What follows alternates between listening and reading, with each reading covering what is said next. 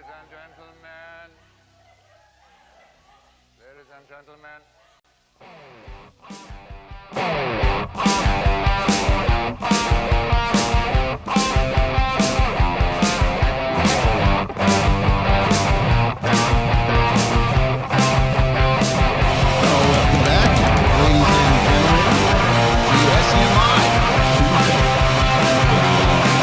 12th of January, 2021. How are you all? Hope everybody's having a nice day. I am Ralph Biscuits, and this is my show where I talk to myself about what I like best about potatoes and broccoli. You don't like that? You've tuned into the wrong show. Well, then we can talk about other things. But joining me on today's show about such things as potatoes and broccoli, the one and only Roxy Striar. She's muted. Oh, I wonder how many times. I'm so sad because I was going to say something so sweet. It's our first show together in 2021, which means that this is, I think, our 8th year of doing shows together. 2014, 15, 16, wow. 17, 18, 19, 20, 21. I was funny. I was thinking about you earlier today, and I was like, because when it comes to Roxy, I think when people don't know her right away, they're like, man, she's tough to get to know. She's something like firecracker. I think. Firecracker. I remember when we started. We went to this. I don't want to call it a retreat. I don't know what the hell it was over at AfterBuzz, and I had just kind of joined Schmoes Know had been broadcasting from AfterBuzz, and they invited me to this thing where all the creators and the people who were running the channel were there. Do you remember this, Roxy? At like this park. Yeah, I know exactly what you're talking about. It was at the park right near what was that with the old Russian men that play chess. Yeah, it's like in Hollywood or something. Yeah, something like that. It's like right on the outskirts of like where West Hollywood turns into Hollywood. Anyway, so Roxy was there, and I remember showing up, and I was talking about some things, and Roxy's like giving and Roxy at the time was maybe 23 years old or whatever she was. Yeah. And she's just holding court, telling everybody, all right, well, we're doing this. You got to make sure this is on, blah, blah, blah, blah, blah. And I'm like, wow, I like this chick, man. She's going, blah, blah, blah, blah. And then I said, she's like, all right, what do you need to say? And I say my thing, and she's like, all right, great, thanks. Now, and I'm like, whoa. Do you remember that? I do. I remember.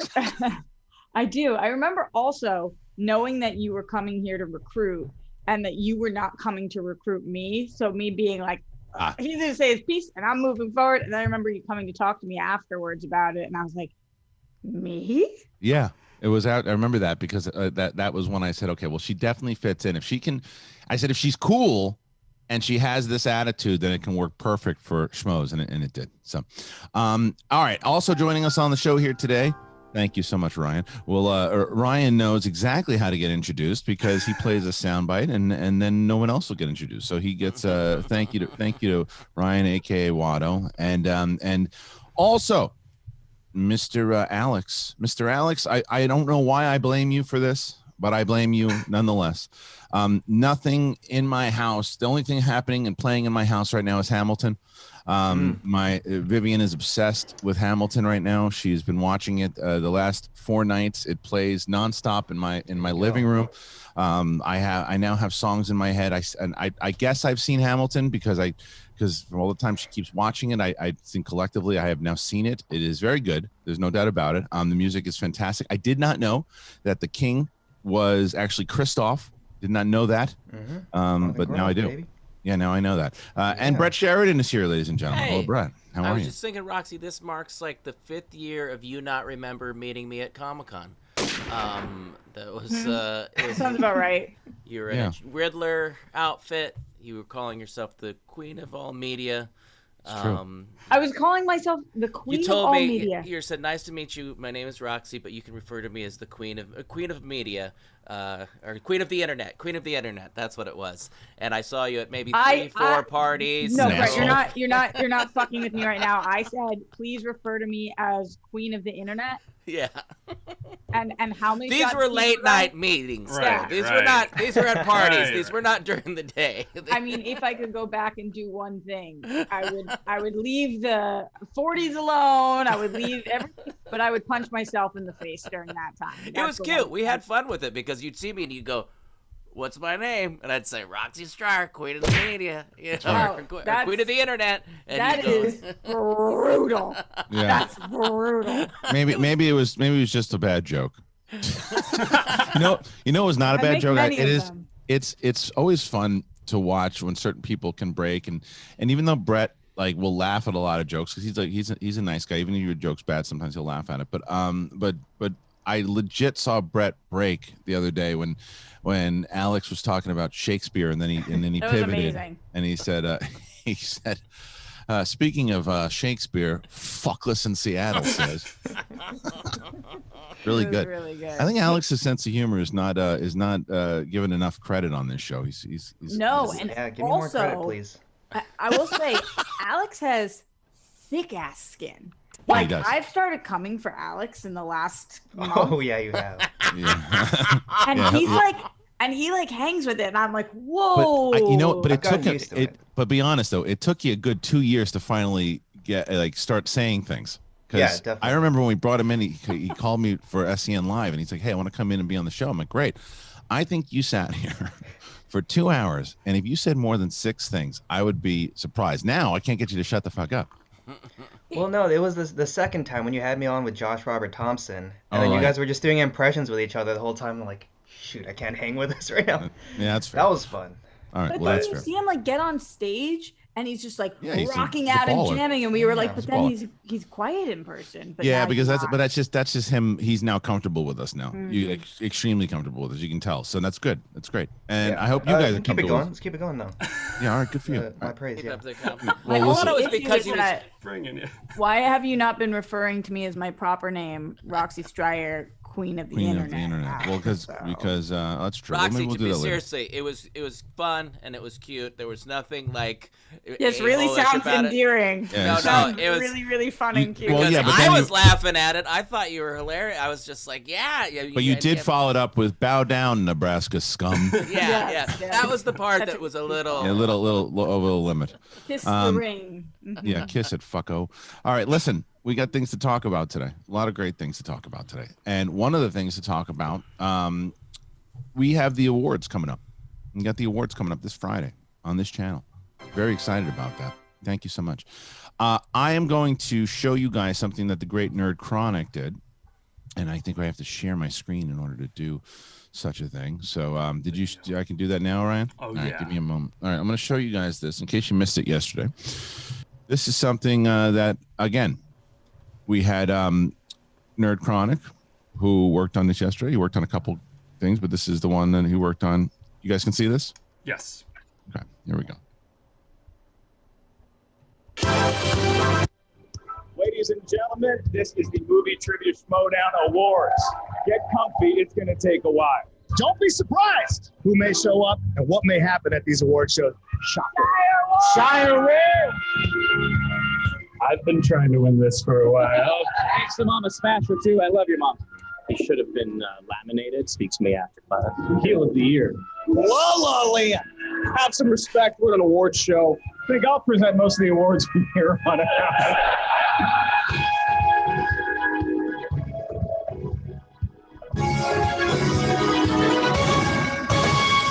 So that's this week, this Friday. Do you guys remember when Makuga had a total panic with Guy coming on stage again and just started yelling at him and was He took his slice and threw it. no more speeches. Yeah. You're done. Because That was Guy won something. Guy won 6 awards or something that week. It was So really incredible. it was great. It was wild to watch. I do have one more thing that I do want to show because I kind of want to get Roxy's reaction on it, and I'm sure she watched it already, but just because it's a little bit more fun to watch it on air with her here, so I'm going to share one more thing, guys. Yep. If I can do that, Ryan. Yep. There we go. All right, give me a moment. Here it is. Have you seen this already, Rox? No, but I'm not excited. But I'd like to let you all know that just because you haven't seen me doesn't mean I haven't been here the whole frickin' time. For those of you who don't know me, my name is Shannon, and I am the rightful manager of the championship team you love to hate. We are Corruption.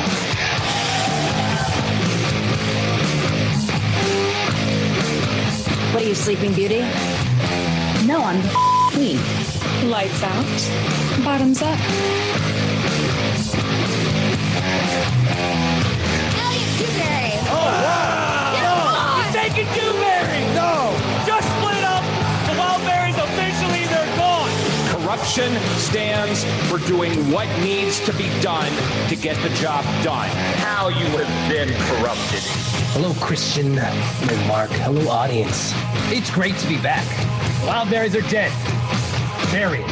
You stupid, dumb idiot. Talking about my rookies, talking about my draft. You didn't see all my players play.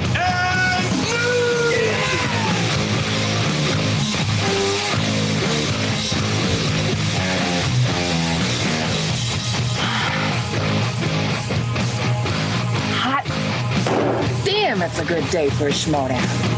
Lady Justice Marisol McQueen, Adam the Coyote Collins. It's all about the rookies this year. Mark my words. If you can win the title, you will break Paul Oyama's record of 6 straight wins without a loss. And new movie trivia Schmoedown champion of the world! Corruption is the best faction in the Schmoedown. So write it down, record it, stamp it on your dumb little foreheads, whatever you gotta do, because Adam Collins, Chance Ellison, and Mike Kalinowski are staying with Corruption.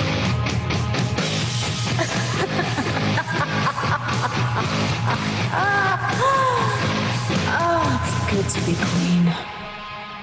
See you next season, nerds. The Great Nerd Chronic put that one together, obviously, and that is for the faction champions, the Corruption. And yeah, so Roxy, how'd you feel about that? He did a good job with the edit. But not so I saw yeah, go ahead. It's interesting to watch her journey because she had literally one of the worst first appearances I've ever seen in the Schmoedown. With the shoe situation and the whole Mike debacle. It was horrible. It was a trailer wreck to watch. And since then, I think she's really found herself. And she just finds herself on the absolute opposite side of everything I believe in. But but it's cool to watch that she has grown into this full blown like powerhouse of a manager. She really is. Yeah, and then watching that really proved that. So I don't think anybody can say otherwise. I don't sit here and say the same thing about her that I do about Tom, which is that he is the worst manager of all time. Right. I would never say that about Shannon. She's a really you respect her gameplay. You just want to beat her every single time, and she's like your Yankees. Yeah, kinda. She really is. And it's interesting to watch. I hope that all of the managers watch that going into the draft. Yeah. Well, and speaking of which, the draft comes up on the 29th. A lot of great competitors in that draft, and a lot of these rookies getting their names on the after shows. I've been watching a lot of them. I'll tell you who I really like. I'm going to give you one name that I really like, or someone that I like a lot. I know it's tough because this is an international player. I really like this David Campbell kid. I like this kid a lot. I like his attitude. I like his moxie. I like his I like the fact that he knows the league. He's young. I don't know what it is, how great his knowledge is, but I really like this kid. I hope someone picks him up. I'll say that. I hope someone picks him up because I really do like his his attitude. I know it's tough because he's in Scotland. He has just shown a couple different times. The international thing is tough, Kristian. I know. It's tough. I know it's tough, but the fact here's the only thing I can say about that though, Rox, is the fact that yes, it's going to be tough for international players to get title matches, right? But the difference right now is it doesn't look like we're getting into studio matches anytime soon, right? So it is very possible for whenever, however many matches someone can get, if they can keep winning, that it's not a bad play. I know that it's hard for $20. Unfortunately, as much as I love Roxy Finstock and almost all the other factions, if I ever joined the Schmoedown, I would have to be on Corruption cause they have the Fire David B songs. Happy early half birthday, RJ Chunk Peekaboo Puss. Yeah. Anyway, so just one sweet. It's tomorrow, the best day of the year. What is? My half birthday. Oh, it's your half birthday. Okay. Come All on. right, listen. So let's move on. We have other things we got to talk about here. I just wanted to kind of get those things out of the way. Make sure, though, once again, you watch the draft on the 29th. The free agency special is next week on the 22nd. 2021 Schmoedown draft has some big names not in the list. Andrew Guy, Matachi Tigray, Drake, Adam Malavik, Tim Franco, Scott Mantz. Are any of these people omitted by accident? Or are they taking the season off? No. Also, aren't Wayne or Ryan in the draft? Who was the last one? What was the last question? Oh, sorry, Dwayne, and I'm hearing a little echo, I think, on your end, Kristian. Yeah. Hold on. There we go. Are Dwayne and Ryan in the draft? No, Dwayne and Ryan are both part of the crew. We've changed kind of certain things. It's been too tough to have people in the crew on the, even like someone like RB3 when he's still in the draft, but we're not doing live events too. It's like Megan Sanborn wanted to choke me out because I kept putting crew members in the draft or in the league, and it's like I'm losing people here. I'm losing people, and like it's Goddard's in the middle of doing something. He's got to do a match, and then Brandon Hanna's signing autographs of people in the hallway when he's supposed to be doing other stuff. So it's like it's just tougher to do that right now. So no, those people and the other people not omitted by accident. Matt Atchity, Scott Mantz, Tim Franco, Adam Lavick, they are all taking breaks. I don't know what's going on with Guy. Last I haven't really talked to him. I haven't heard from him since the Spectacular, so I don't know what's going on with him. So we're trying to figure that out. Okay. So Kristian, yeah, if you could lock down any three players, if you were the manager of a faction, you could lock any three. Who would they be? I wouldn't put two super players together. That's the one thing I would never do. I don't think that's a good strategy at all. I think that I'm trying to think. Right now I'd probably take Robert Parker. Big first name to throw out there. Wow. Yeah, I think Robert Parker is the heir apparent to the IG division. I really do. I think he had a rough. I think that he realized what his mistake was. And he didn't pay attention enough to these movies like the Indiana Jones movies and the other things where he's like, they won't ask that. I think he's learned from his mistakes, and I think he's the heir apparent. So I would take Parker. I would take Bateman and Preston. Bateman, Preston, and Parker. And then if I had a fourth choice, I would take Marisol McKee. Those are the four that I would take. But because I think Bateman would be able to turn Preston into a more of a superstar of a player. I think Preston is due. I think Bateman would be benefited by playing with someone like that he can build off of. And I think Preston is due, and I think Parker is an heir apparent. So that's kind of where I would go. So yeah. Okay. So let's get into some actual movie stories here. Sorry, everybody was just getting excited for everything that's going down. Let's start with the first big story. What's going on with Feige here, Alex? All right, yeah. So Kathleen Kennedy's output during her tenure as Lucasfilm president has been much divisive. Kennedy shepherded 5 films and 1 Star Wars show, but fans are gonna fan and want her out, with rumors that Marvel Studios president Kevin Feige would replace her. Feige recently addressed this speculation, simply saying that it is not true and that he's just working on his Star Wars movie and not looking to completely take the reins of a different universe. Kristian, are you glad that Feige squashed speculation that he would be taking over Star Wars? Donated $20. Hey Kristian and folks, have you seen the Arnold video featuring the Conan sword? It was sad he had to make a video like that, but was really needed. After that, would really want to see a King Conan movie now more than ever. Yeah, they talked about the Conan movie forever. I did see the video. I liked the video a lot. I thought that what Arnold was saying in there was, I find myself leaning towards a lot of his views sometimes. So when I was watching him, and hearing what he was saying, I was agreeing with a lot of it. But the fact that he brought that sword out there, and it was, come on, look at this. This is the Conan sword, and what you do, the way you do, you put it in the water and you make it stronger. You put it in the fire, you get stronger, and that's what we do as a nation. We get stronger. And I was like, yeah, all right. So that was good. He could have legitimized it a little bit more with Whiskey and Lulu, but that would have been the best. I thought it was a great take. I was hoping they would make an appearance so bad. Here's the thing. Next time, if you try to storm the Capitol, Whiskey will bite you and Lulu will shit you out. So don't do it. That would be Arnold's message for sure. There's something else that I was gonna mention. I can't remember what the hell it was. But as far as the Feige thing goes, am I glad that he said it? Yeah, I'm glad that he said it because I don't necessarily know. Even if it was true, he's not gonna. Yep, I'm gonna take over probably about 3-4 years from now. We're gonna see how it all goes. Kathleen's probably gonna move on, do some other things. She's kind of done everything that she's wanted to do here at Lucasfilm. So we've talked about it, and I'm gonna take over. He's not gonna say that, even if that's what happened. I doubt that is what's gonna happen, but he's not gonna say that.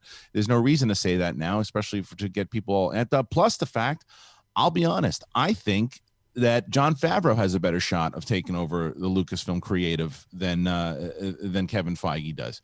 I think that from all the stuff that he's doing right now, I think what they're doing is they're basically Favreau is now producing what, 3 shows, I think. Solid, liquid, or gas, what will come out of my butterfly? Ass. That's what he meant. Sorry. Solid, liquid, Combo or gas. of both. Combo What will come out of my butterfly? Yeah. Solid. You know what it is? It's this fucking chair. I like deleting people off this fucking. See, is that better there, Diambe? You fucking critic. So what? That's tongue punch. What did he say? Don't give a shit. It's like it's like makes me miss Kate. What? Can you make fun of the angle? You want to fix the fucking chair? Come fix the chair. Tongue punch. Come over here. Come wear a mask. Bring me a fucking chair and come sit down. What happened to the other Fucking angle? rat. Did you give up on that because people were complaining? No, I'm working on something. I'm working on Oh. something. I hope it's not liquid because that would be really painful. None of us like that. I'm going What's for that? solid. What the hell are you talking about? What comes out of The the person's Oh. butterfly. Listen, so let's get back into the actual conversation we're talking about here. So before Tongue Punch rudely interrupted us, I think Favreau has a shot to take over Roxy because he's doing all these different shows. He's producing, I think, obviously the Boba Fett thing. He's producing the Mandalorian, Ahsoka. I assume he's producing. I don't know. I know that Filoni is taking the most. I think he's taking the most of it, and then there's the other, and then I don't know what the other show. Oh, the Rangers. the Rangers show. So I think they're saying, okay, take over all these shows, see what you do, and then hey, if he makes all these hits for the show for Lucasfilm, you're probably going to see that. I would say. So, all right, what's If you're making the decision, Kristian, would you Yeah. prefer for it to be Favreau or would you prefer for it to be Feige? right now? Yeah. Favreau, 100%. And Do you I think that he has a better shot, and do you think that's a better call? yes, because 2 reasons. Kevin Feige has proven he's a mastermind when it comes to what he's done with Marvel, right? He says he's a Star Wars fan, and I believe him, but it's not proven. Who's proven? Who's proven that you're right? Both of them would be better than Kathleen Kennedy. Either of them. In creative, yes. In creative, absolutely, 100%. I still stand by the fact that I think Kathleen Kennedy is a really great producer. She's a great producer. I think sometimes she gets too involved with the creative side of it, where it's okay to be a producer and say, look, I don't necessarily understand that angle of what you're talking about in the creative, or maybe this book did well or this did well. Or you think that it combines. If you trust in it and you think these things work, go for it. I think she's done that with Mandalorian. I think that's what people don't give her enough credit for. They give her too much crap for the movies because I think she did a bad job when it came to the creative on the movies. I do. But I think she did a great job when it came to the creative on the shows, because she said, Favreau and Filoni, do your thing. What do you need on our end? What do you need? Okay, you need that studio, you need this, you need that, you need this. That's what a great producer does. I think she was and I don't think people give her credit. Because even though, she didn't really do anything. That's part of being the producer, of saying, like, I'm not getting in your way for this. I'm going to give you what you need. I'm going to give my input here on this, but you guys have the go. I trust in you guys. Go. And I think that, so on a producing side, I think she did a phenomenal job on Mandalorian. I don't think enough people say that. I don't think she did a good job producing a lot of the movies. I think she made billions of dollars. Sure. Star Wars name did it, but creatively, I think she made some mistakes. But again, this is I think Favreau to me would be a good replacement. So, what do you think, Ryan? I think Star Wars is bigger than Marvel, and that it can't be the same thing that they did with Marvel, where Feige's in charge of the entire cinematic universe, and that's just how it is from here on out. I think it has to be this kind of mixed way that it is right now. I want it to stay the same. I want it to be Kennedy's in charge, and you have Favreau and Dave Filoni handling a bunch of these shows, and then getting other people to do other shows, but she's the producer extraordinaire. She's the best producer of our lifetime. Whoa, really? Oh, you think she's the best producer? You think she's the best producer of our lifetime? In terms of like overall film career, I think she is the most impressive career as a producer. I can't think of anyone any better. Ryan, what is your justification for saying that Star Wars is bigger than Marvel? Oh my gosh. I mean, I think so with Marvel, you're coming off of exact comics where you're not doing an exact interpretation of those. You can make little changes, but there's source material people are already a fan of. Same with Star Wars, but even more. There's tons of stories. You could do new stories. Challenging, or what do you mean by it's bigger? It's a bigger brand. I think it's a bigger brand. I think Lucasfilm's a bigger brand than Marvel, and I think years ago. I mean, look, you and I are probably definitely the two biggest Star Wars guys on this show. I think 10 years ago I would agree with you, Ryan.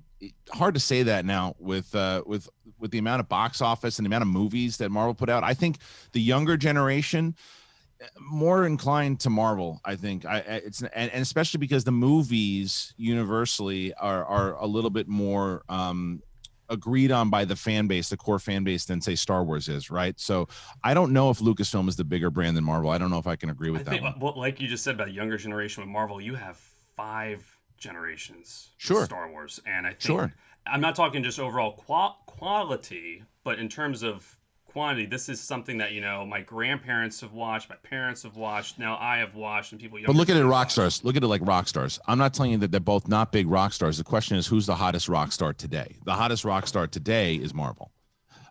It's just now. The old band has put out a brand new hit with The Mandalorian and has definitely gotten a lot more, maybe a little more hip.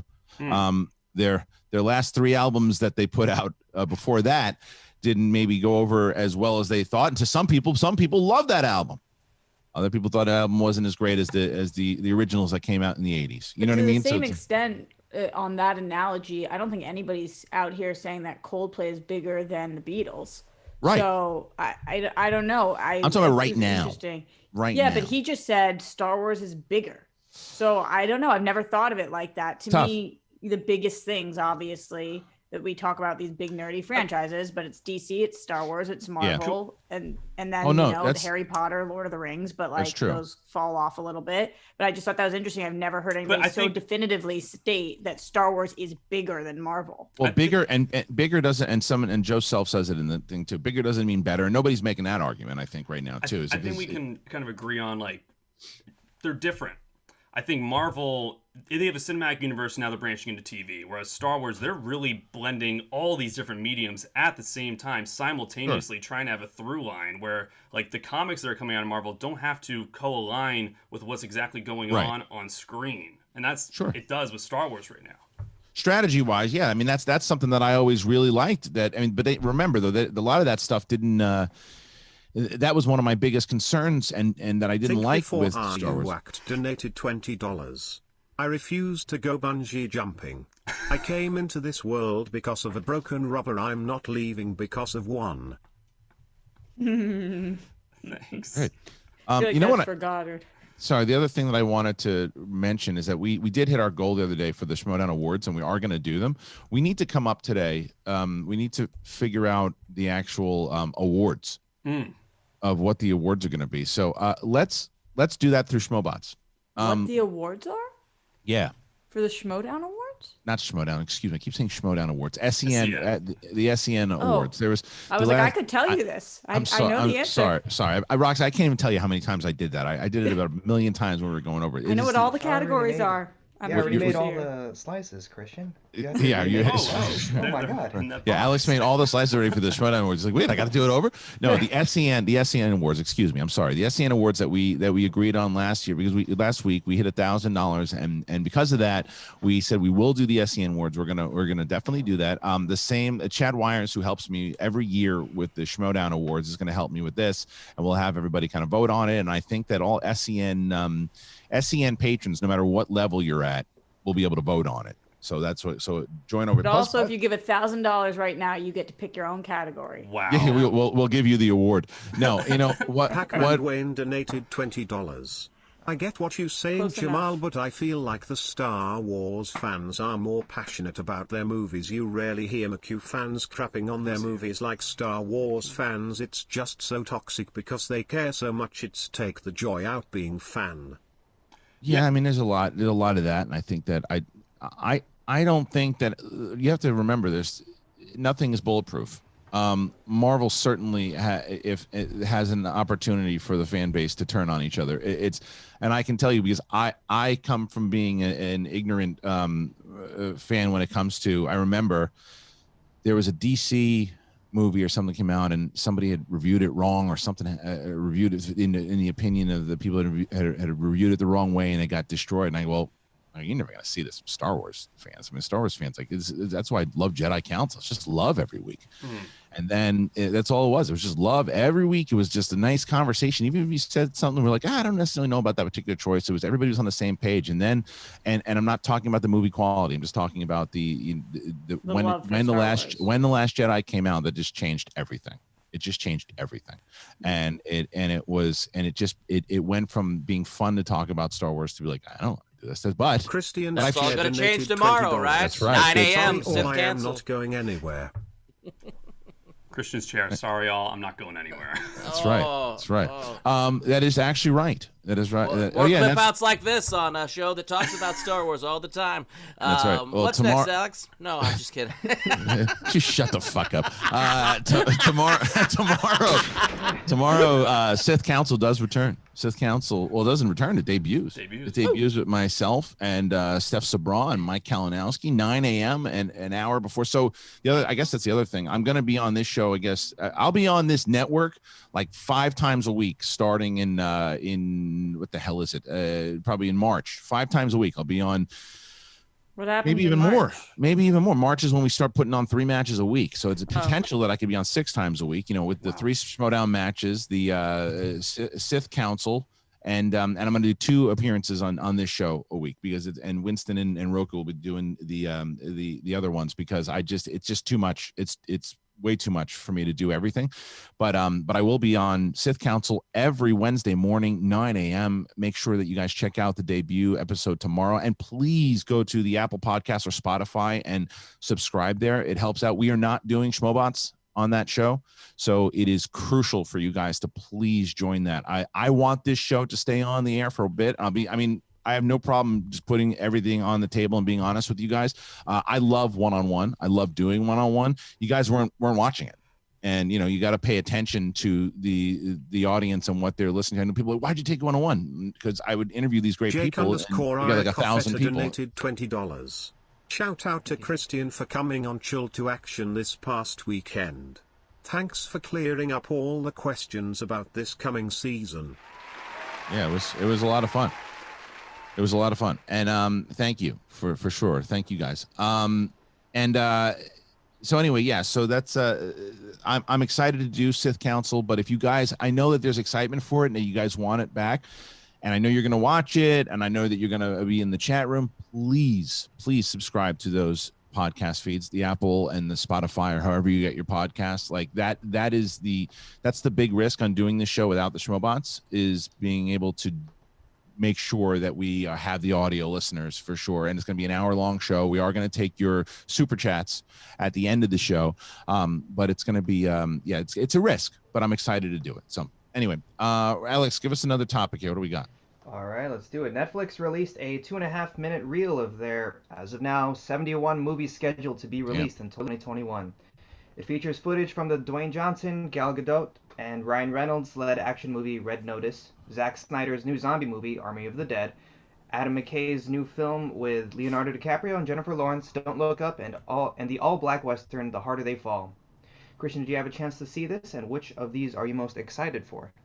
I haven't had a chance to see it yet, but I don't. That's a lot of movies. Yeah, it's a lot of movies. That's not even counting like their probable Sundance acquisitions in a few weeks. So I don't know, Alex. I'm gonna toss it back to you. What are you most excited to see about in this one? Because I don't know.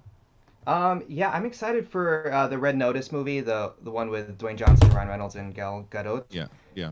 Roxy? Pac-Man Dwayne donated $20. Hey, got fun question. From my understanding, Bob Iger is possible going into politics after leaving Disney. But what if he stay in movies and go to a new studio? Which one needs him? My vote is Paramount. Yeah, I think he's done with movies. Or I think the next step going into politics. Oh yeah. He's talked heavily about that. Like what? Now I don't know if he's gonna. I mean, I don't know if he's gonna run for president, but he's gonna do like comptroller or something, maybe. But I think that he's gonna definitely. I think he will run for politics. But if you want to just do a hypothetical, sure. I think Paramount would definitely need some more franchises. They need some stuff. So why not? I don't think it's gonna happen. Yeah. What were we saying before that? What were we talking about here? Red Notice. Red Notice. I'm excited for that. The all-black western. It was called The Harder They Fall with Jonathan Majors and Regina King, amongst others. But also, I'm also excited for Lin-Manuel Miranda directed for his first movie called Tick Tick Boom, which is an adaptation of Jonathan Larson's musical. So he has 4 projects coming out this year, and I'm pretty Lin-inspired to create as well. That was brutal. Yeah, that was great. Yeah. Yikes. Yeah. Oh God, that was so close. I watched this as well, or the 2.5-minute trailer that came out. I was shocked when I was watching it because there's just now Netflix is no longer that studio that is just doing these little indies that are like cute and fun to watch. Netflix is the studio that's getting the A-list celebrities and these massive movies that we typically see in theaters. So it's going to be a huge year for them. We'll see if this solidifies that they're going in this direction or whether this doesn't work for them. And I really like the way that The Harder They Fall looked, and I probably think that it's direct reference to The Harder They Come, which is a movie that I absolutely love. I don't know if you guys know the story of Jimmy Cliff at all, but anyway, I think that movie is definitely something on my radar, and I love Westerns as well. I think we're all just trying not to comment on The Harder They Come, but go ahead. It's The Harder They Fall. Yeah. No, The Harder They Come is an amazing movie, but you guys have never heard or seen this movie? I don't, maybe. Oh my God, it is incredible. Wow, guys, this is a really, really great movie about a reggae singer. It's about it's a Jimmy Cliff movie that is about a young Jamaican man, and he's in music and drugs and whatever. The Harder They Come, it's a 70s movie. Wow, this is the first time I've ever been on this show. You've ever been the one. Yeah, you're the one. I'm The Harder They Come. Like That's right. is, except not at all. I'm very lonely. Yes. Okay, listen. Let's get to something else here that I want to talk about. We turn the Schmoebot off for just a moment. Totally. I didn't see it. Oh, go ahead. It doesn't. You're gonna, don't worry. You're gonna tell you little jokes. Hold on a second. Just before you set it up to talk about how you haven't seen something or no one's talking to you. You can throw your little jokes in there. I'm just pissed about my wireless bill, Kristian. Come on. Are you? Well, good. I got good news for you. If that's the case, you don't need to be pissed off about your wireless bill anymore, there, Billy. Because after the year, Brett, we've all been through the crappy year, and the best thing you want to do is you want to save some money. And it should be on the top of everybody's resolution list. If you're still paying a lot of money like Brett, then don't be dopey like Brett. Why are you doing that? You need to switch to Mint Mobile. It's the easiest way for you to save this year. Plus the fact you've all seen these the wonderful ads that I love, Ryan Reynolds and Rick Moranis, and they're getting it right. And I'll tell you why. Because it is the first company to sell premium wireless service online only. Mint Mobile, it lets you maximize your savings with plans just starting at $15 a month. You could be saving so much money with Mint Mobile if you're paying $15 a month. It is crazy, and you don't understand how they make it so easy to make it good on on saving money. And for your resolution, you want to save money? Well, Mint Mobile. And how do you do it? Well, if you're looking for some extra savings, Mint Mobile offers you premium wireless, just $15 a month, which is insane. If you go the online only and you eliminate the traditional costs of retail, Mint Mobile will pass on significant savings to you. And all the plans, every one of their plans comes with unlimited talk and text and high-speed data delivered on the nation's largest 5G network. You use your own phone with any Mint Mobile plan and keep your same phone number along with all your existing contacts. That's what people are always worried about. You don't have to be worried about that. And if you are not 100% satisfied, this is the big thing. If you're not 100% satisfied with Mint Mobile, they have you covered with their 7-day money-back guarantee. So try it out for 7 days. And you're saying, I don't know. You return. Do it. Switch to Mint Mobile, and you get a premium wireless service, and you start at just $15 a month. But here is the great thing, because you listen to this show, to get your new wireless plan for just $15 a month and get the plan shipped to your door for free. Here's what you do. You can either go to the description in this video, or if you're listening on audio, you go to mintmobile.com/SEN live. One more time, mintmobile.com/SEN live. Cut your wireless bill down to $15 a month at mintmobile.com/SEN live. Do it. Yeah. Thank you so much, Ryan. Thank you. Growing up, the guy that I lost my virginity to used to have me in a hard transition in literally we had each other in our phones as like name is Mint, because that meant like you were the best. Like if somebody called you Mint back in Boston, I never heard that out here, but back in Boston, like if you would see a girl and she'd be like the cutest, you'd be like, oh my god, she is Mint. And it transferred to to New York. It was in New York. Loved that. That was always like, I always got butterflies when somebody was like, oh, she's Mint. I was like, oh, that's the best thing to be called. Yes. Mint is that's why it makes a lot of sense to be called Mint Mobile, and you guys should check it out. So I mean, the best part about that is the 7-day guarantee thing. It's like if you try it out, you check it. People get nervous about switching because we've always had the you have the AT&Ts, the Sprints, the Verizon, and you're like, oh, those are the big dogs. People become big dogs for a reason when their service is good, and Mint Mobile's service is good. And especially when you got somebody like Ryan Reynolds, I think it's going to start to become the premier service that people are using because of their deals, and they figured out a way to really make it work. So check it out, and you can do it now. All right, let's get Schmobot back on, please. Dargan donated $20. Thank you so Hello, much. SCN crew. Greetings to the manager of the year, Roxy. Some ideas for SCN award categories: Schmeebot of the year, best Schmeebot name, best rant, best musical performance, best impression. What the fuck moment of the year? MVP. Oh, hi, Brett. Oh, those are good. Hey, Alex, when these come in, can you write these down? Yep. Because I want to have, because I think what I want to do is I'll probably, after getting a whole bunch of these suggestions today, I think that we will, we'll do a big poll in the Patreon or even in the SDN Live Facebook group first, the same way we do the SCHMOEDOWN Awards. Is the things, the nominations, we'll do them that way, and then the actual awards we'll have them if you're part of the SDN Live Patreon. By the way, so many great things coming to that Patreon, and so many things coming to the MTS Patreon. I'm gonna have a big announcement and ads that I'll be able to put on to show you guys all the great stuff we've been working on over there. So that'll be great. As far as today goes, what kind of goal we can have? Hey, flirting. When are you gonna be? You want to host? You want to do flirting next week? Yeah, I could probably do that. Gotta do some trimming.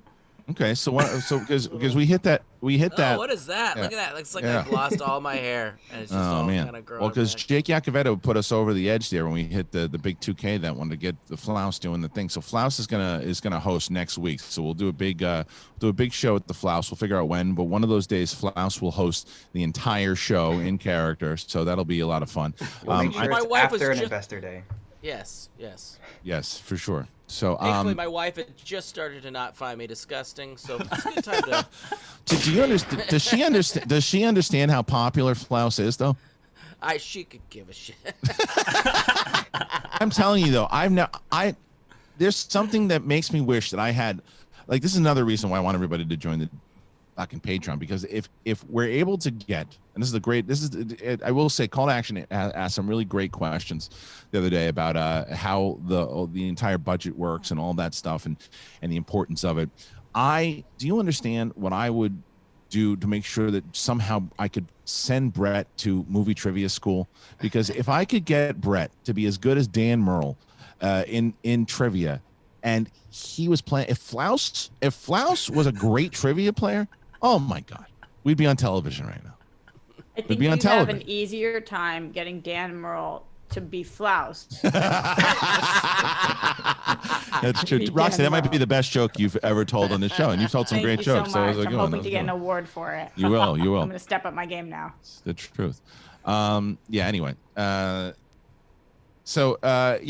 Okay. Next week, I just saw next week the upfronts are coming out. Wait a second. No, let's do a different week here. You want to do a different week? No, I'm kidding. Okay. Let's keep going though. And by the way, we get, as far as a goal goes today, if there's anything get streamlabs.com/theschmoedown. Streamlabs.com/theschmoedown. Put your questions in there. Get some schmobots going today. Trying to hit a goal today of just of 500. If we hit the 500 goal, Roxy's gonna sing a cappella. That's what I've decided. And maybe, I don't know, maybe that'll make us lose money, but either way, we're gonna try. So let's get to the next topic. Oh, Ryan, did you want to say anything about the Netflix? No. I think we're going to the next topic. Okay, sounds good. Wanted to make sure that everybody. Alex.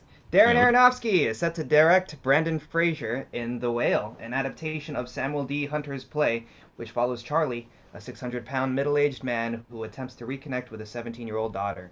The two were estranged after he abandoned his family for his gay lover, who later died, leading to Charlie turning to compulsive eating out of grief. Rick Ganfer donated $20.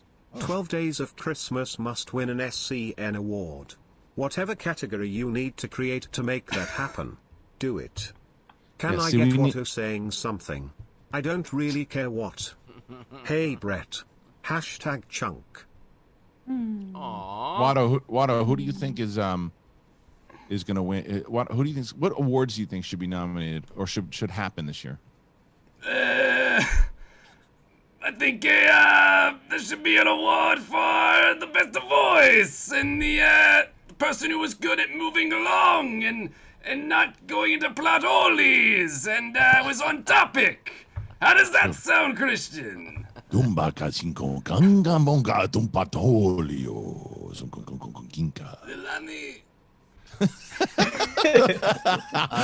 Speaking of buttholes,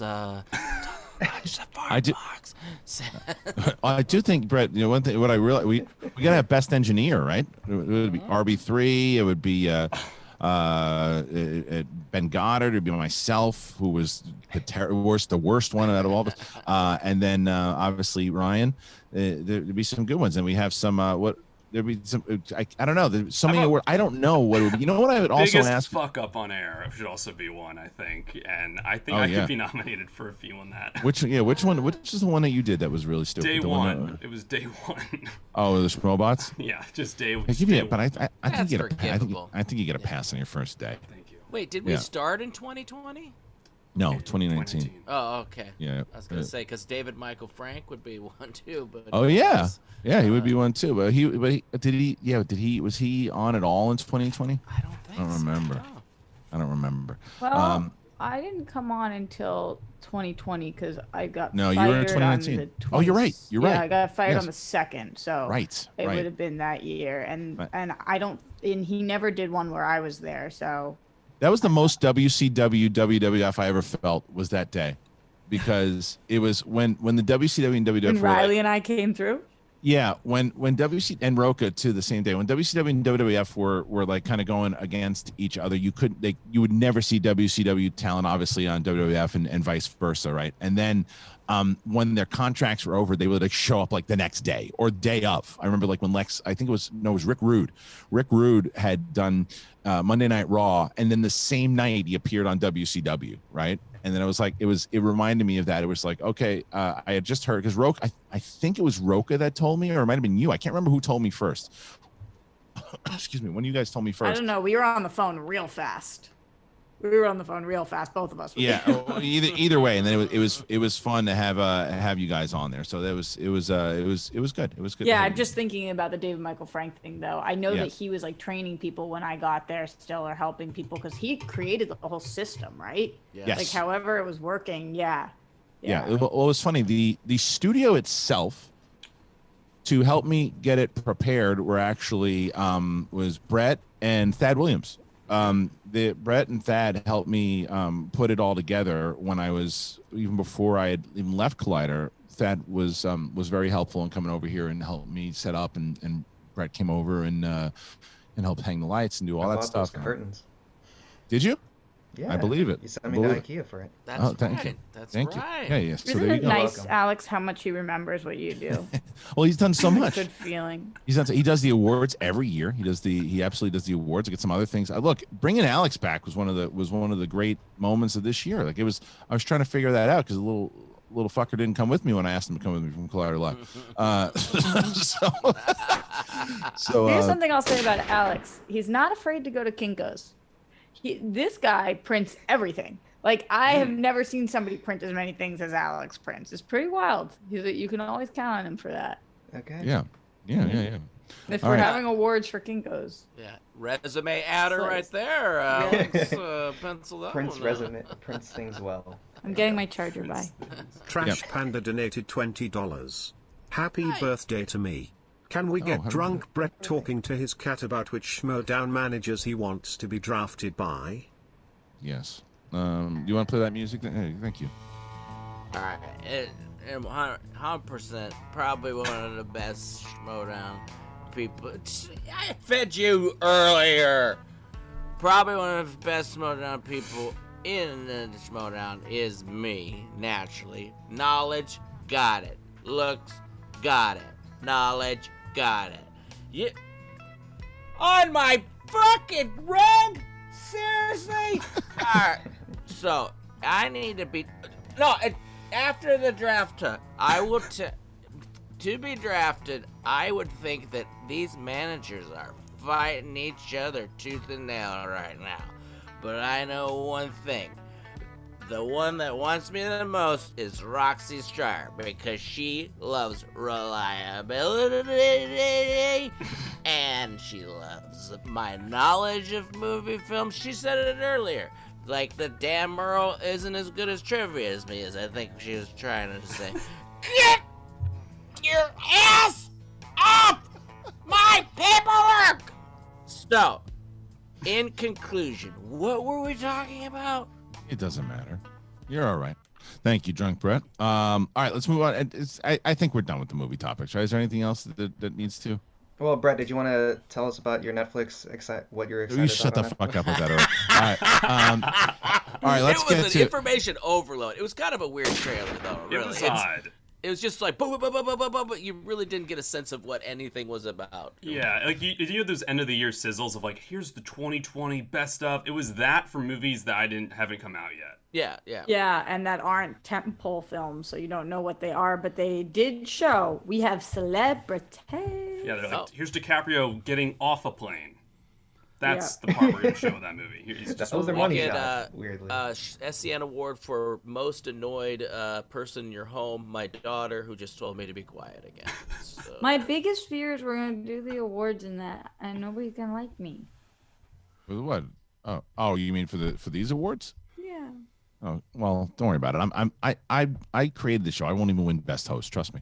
You're sad. All right, I'll write one down for best Roxy.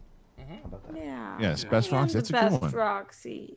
That's good. All right, best Roxy, and you probably yeah, and I wonder if Brett would win. He does do a good Roxy. Let's get to some questions. Let's get to some questions in streamlabs.com/the Schmoedown.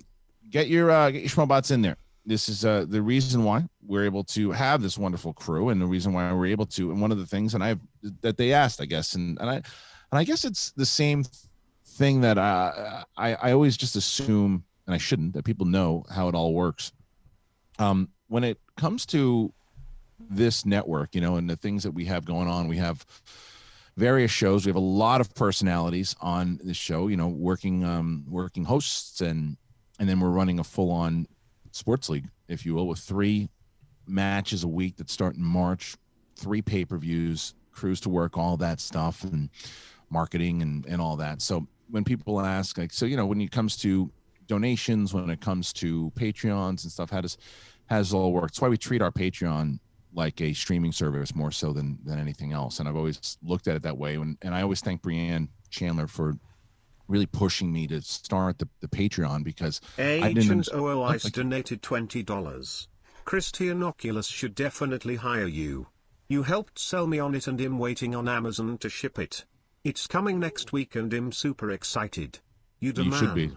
Thank you. Will you let me know when you get it, what you think? Because it's phenomenal. My wife was on me this morning about it, where one of the things I'm going to be doing, like, I'm going to be exercising with it. Like, once I have this stupid tickle in my throat right now, and I'm going to once I kick that stupid thing, I'm going to start really using this, because how do you exercise with it? Like, it just puts up a scenery or some shit? Yeah, so they make it really fun, Rox. There's this one program where you're standing out on this cliff, but it's not to where you look like you're gonna fall or anything. But and they send out like these things you have to swat away, and you're moving and you're working your chest, and you're doing all this, like, but it's almost as weights in your hand, or it's all free weight. It's the controllers that you have in your hands. But they're putting you in a motion where you're working out your chest, you're working out your arms. They make you go up, they make you squats. It's like cool. It's fun. It's fun. So yeah. Anyway, what was I going to say? I was talking about the way that the network works. And network. We have all the networks. Let me wipe my face and get the snot, and then I'll rub you gently on your hair. So I hate what you just said. Sorry. Did you? Well, you shouldn't watch that footage then. I'll tell you that, because that was really gross.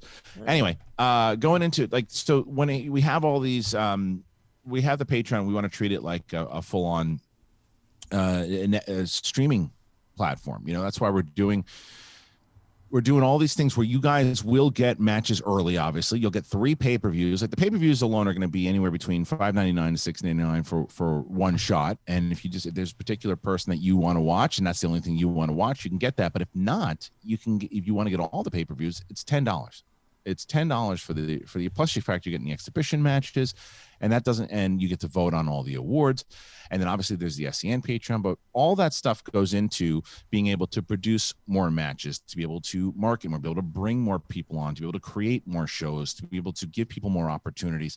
And then eventually when we do live events. So that's kind of where people are, if they're curious about where it's going to try to further this thing and promote it out more. So, okay, let's get to the next one. The next question. Scrolling in place of Alex real quick to find the next question. We got. Wow, Alex left us high and dry. Oh, nice, Alex. Take a shit or something. He is printing, I believe. I don't know. It was a Irish goodbye. Unfortunately, this is from James. Sorry, not from James. This is from. We got Fuckless in Miami. Nice. Hello. I feel you. Have y'all talked about? He's back. Have y'all talked about the mystery writer Patty Jenkins is working with for Rogue Squadron? She's kind of implying that this writer is a big deal, as she said she wants him to announce his own involvement. Any guesses? Sorkin, new writer? Thanks. Love y'all. I don't know. Why Sorkin? Well, is there any tie that I'm missing there? Like, why would it be Sorkin? I don't know why it would be Sorkin. I did hear that, but I did hear that though. That's did? not. Yeah, I did hear that, but before that person suggested it, that's what I had heard. So, It's a lot of walking and talking in Rogue Squadron. Yeah. Yes. I don't know about. But I'm so glad that you guys are all here with me right now. Sorry. So can we ask? For all showing up. Sorry, Rox, but can we? Why do you guys think it's Sorkin? Do you think it's anybody else? I mean, No? if you've heard that it's Sorkin, then maybe it's Sorkin. No, but anyone else? Wow_Master donated $20. Shout out to Wow. Good morning, SEN peeps. Good afternoon, Jamal. Getting my Light of the Jedi book today. Super excited. How far are you, Kristian, Jamal, and Brett? JK Brett, but about to start up some new Wawa stores in NJ. Ryan, how hopeful are we for the Sixers? That was kind of broken up. What was the main question? Oh, the rumor is Alan Sorkin? Yeah. No, Aaron Sorkin. Aaron. Not Alan. Like it's a ghostwriter. I think they're making like a joke. That Wawa Master was asking how far we are in Light of the Jedi, and just how hopeful are the Sixers this year, which I think it's a mixed bag so far because half of them have COVID and are injured, so they've lost the past 3 games, but they were awesome before that. And I was 4 chapters in to Light of the Jedi, and then the week got kind of rough, so I've taken a break from it, but I'm going to get back to it this week. Okay.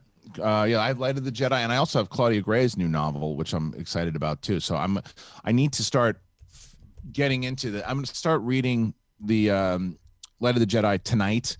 There's no chance I'll finish it by the time we start the show tomorrow, but I'll still give whatever thoughts I have on whatever I've read thus far. Okay, let's get the next question there. Alex, you ready to start working? I am. Yes, let's do it. Toppy the Topic says, "Why don't you let Roxy host the show?" Hey, how come there's hardly ever 2 women on at the same time? Because I don't like women. Yeah. Oh, It's a solid point and good response. Yes, right. So there you go. No, it just makes things weird. It's just... we've had Kate and Stefan for sure. We put Roxy. Roxy's expensive, so it's hard to put Roxy on too many times. That's right. Kristian said to me, "You can't do more than 1 day a week, right?" And I said, "No, I can." And he said,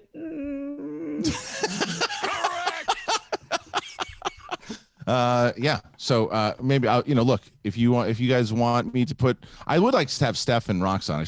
I get nervous about that show though. I get nervous about that. Why, we're gonna be gang up against you? No, I wouldn't be on that show. But if you guys are, if you just feel like you would, you might as well just put the 2 of you on and nobody else, because I don't think we would have to call it Edgewise, the show. We sometimes beef on air. Oh, do you? Yeah. I like that. That's good. Yeah, we do. Who do you think she's like so nice, but she's not that nice. And everybody's like, "You're so nice." And I'm like, "Well, is she?" Does anybody see Ellis just sitting there? Yeah. I do see him, but Marcus Ellis is here. Nobody welcomes a guest like Kristian Harloff, Are you a guest though? I mean, are you a guest? It's like, you're like that uncle that comes home for Christmas. You just kind of show up and it's like, "Hey, Uncle Mark is here." I am thrilled that I tuned in about 10 minutes ago just to see where y'all were at, and I have my official role for the show. I figured out what it is. I'm not going to ever guest on SEN Live again. What I will do is I will pop in just to do y'all's ad read for you, and then I'll leave afterwards. Okay, good. You didn't like my ad read? Amazing. It's embarrassing. Why? What was I doing? Okay, we got I rely on Mint Mobile for my family. No bullshit. You should do the same. That is horseshit. I am legit thrilled about Mint Mobile. And I also, and you should have heard me talking about Oculus. And guess what? They're not even a fucking sponsor. Yeah. Ben_Rainer donated $25. Hey gang, I can't wait for the SEN Awards. Roxy, Patty and Aaron had an interview on Variety on YouTube and they expressed interest in working together like a few weeks ago. Can we get Elmo and Yoda, just realizing Ellis has gotten there? Have Roxy do it. She's on a higher pay scale. You know what we should do though? We should hold that towards the end. Let's hold that at the end. Let's get. But what we are going to do Pay is me the big bucks to do yeah. my Yoda. What we are going to do is we're going to make sure that we interrupt Mark as much as possible with the Schmobot today. Bring it on. That's why I'm here. I mean, I here. miss y'all. It's good to see y'all's faces. Kristian, it's good to be on a microphone with you again. I feel like it's been a long time. It has been a long time since we rock and roll. I've seen Brett and Ryan and Alex and the one above me fairly regularly on camera and audio. Minus Schmoedown, that is. You've been elusive, and I don't know if you talked about it on the show, but I want to hear you say in front of the nation and indeed the world. Yes. How are the pretzels? Oh my God. I will say this. What are you talking about? So let me finish the story. Well, I just like to know sooner than you speak. Okay. Well, then try to figure it out. Let me know if you. Yeah. All right. Listen. Mark, so here's Kristian pretzels. Shut it. Well, you said try to figure it out. Stop this. So that's what my 3-year-old says to me. By the way, stop this. It's funny because I was talking to Mark and he goes, "Did you get the pretzels I sent?" And I'm like, "Did I get the pretzels?" And I'm thinking about it. And I'm like, "I got like a bag of pretzels that were really good, but I thought they were from like the studio." And there was like then that made me nervous. So because I went from thinking, oh, Kristian did eat the pretzels because you said those were really good pretzels. I'm like, oh, good, it worked. He just forgot to look at who sent them. And then I started getting nervous because my pretzels hadn't arrived yet. And he was raving about these studio pretzels. And I was like, oh God, I got this competition now that I didn't realize I was going to have. Yeah. And it wasn't a lot. I'm like, this is what this guy's been talking about. I'm like, there's like one bag of pretzels that came in. I thought they were from the studio. And I'm like, yeah, they're really good, man. Thank you. And then I said to my wife, I go, yeah, Mark sent those pretzels. She goes, no, the studio sent them because I got all the shit out of the package. It wasn't from Mark. And then within seconds, I look out of the front door and there's this big tin. And it's this big green tin, and it's full of these delicious pretzels. And I'll tell you, they're good on their own. They're next level with spicy mustard. They are next. So how that for an ad read, you fucking skunk. So you didn't even say the name of the pretzels. Delicious pretzels. That's the name of the brand. It's called Hammond's. It's That's like what I was going to say next. In Amish country, or they're like Pennsylvania Dutch country. Their website is like from Netscape Navigator, 1994. But if you can successfully place an order, I highly recommend Hammond's pretzels. Really they are good. the best in the world. Really, really good. Are we talking rods? What's that now? Are we talking rods? No, they're the twisty Like pretzels. Boys? They're the twisty pretzels. They're great. Yeah, they're like that, but they're not soft pretzels or hard pretzels. They're really, really good. Oh, really so good. So thank you for Mark. Was that like a Christmas present, or you just thought that he would want some pretzels? Or? I think it was like a little column A, column B, right? Huh. Sure, yeah. I just like fatten him up Harloff so that I look better on camera when we announce the Schmoedowns together. No, that's not very the hard shit, to do. Mark. Why did you give him the goddamn pretzels? What kind? Where did you get them? Why did you give them to him? See, Brett's going to win the award for the best Roxy. You need full disclosure here, Mark. You're hiding something. That is how I feel. I honestly feel that way right now. I'm confused about the pretzels. I'm jealous about the pretzels. I don't understand what the pretzels look like. I don't get what they taste like. What I did get from the story is that the studio sent Kristian shitty small pretzels. No, they were good pretzels. No, they were good pretzels, but they were with a bunch of other things. Not like whereas Mark's was a big tin, which I still have half of those pretzels left.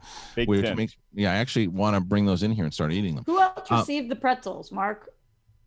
Literally no one. It was only for Kristian. So the tin goes way back in my family because our next door neighbors who were their dad worked with our dad, and they used to send us a tin of Hammond's pretzels, and we just got them every Christmas. And we're like, it's not Christmas until you get a big tin of Hammond's pretzels. And so I figured I would pay it forward a little bit to a guy who clearly can't even remember the name of the product I sent him, or if I had sent it to him at all. So I might have missed the target, so Brett might be getting the tin next year. No, hey, I called you immediately when I got it. I was on the phone with you when you went outside and you happened to see the tin. That's and the reason for the phone call was I was calling because I was concerned about the pretzel.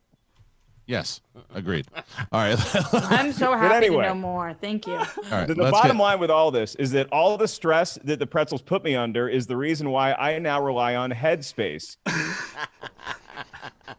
See how easy that was? Yes. What's next? All right, give me a question here, will you? Rick Anther says, this is a Ryan appreciation donation. Oh. An amazing addition to the crew, and I live for that Watto impression. If 12 Days of Christmas deserves an SEN award, I don't care what award, but it must be acknowledged. Thanks for everything you do. Thanks, Rick Ganther. Thank you so much. Yeah, we need to get those. We got to find a way to put out all the awards and make sure that happens. I'd like to do it within the next couple of weeks, so we can do like a full episode with everybody to do the SEN Live Awards. Is it like superlatives almost? Huh? I feel like it's more superlatives than awards. Scott like Tennyson donated $20. This one's for Ian in the booth. Oh. As someone who finally has the courage to follow their dreams, what advice and tips do you have for someone that wants to get into sound and video engineering and editing? Also, Brett, keep prepping the Midwest like a boss. Well, Scott, first, you could always private message me, and I will tend to reply. But in short, it's just, hey, do it yourself. Try and like start your own channel and then become familiar with the tech yourself, and then try and get yourself like closer to others who are doing that thing. And if you guys have something in common, it might work out. Wow, Ryan opening the DMs right off the bat with the advice. Well, Ellis, have you heard Watto's review of your stand-up comedy? Have you heard that? No, I didn't know that it made it yeah, to let a me, galaxy far, far I did. away. I have it on my computer. I'm gonna play it in 3, 2, 1. Mark Ellis, he's the godfather. We need to storm the castle. I don't know. I could have used a little bit less references to the past and more eyes on the future, but I did find myself laughing. I was looking over and saying, hey, little Annie, isn't that funny, hey? What'd you think of? So there you go, Mark. That's Watto donated $20. All this talk about pretzels is making me thirsty. Yes. Well done. That's the deal. Great Seinfeld reference. Yes. Thank you. Watto, when you were watching my stand-up special, were you flapping your wings flying or were you sitting down? How do you function like that? I'm a Targaryen! Of course I was flapping! I roll the dice! I don't put my feet on the ground!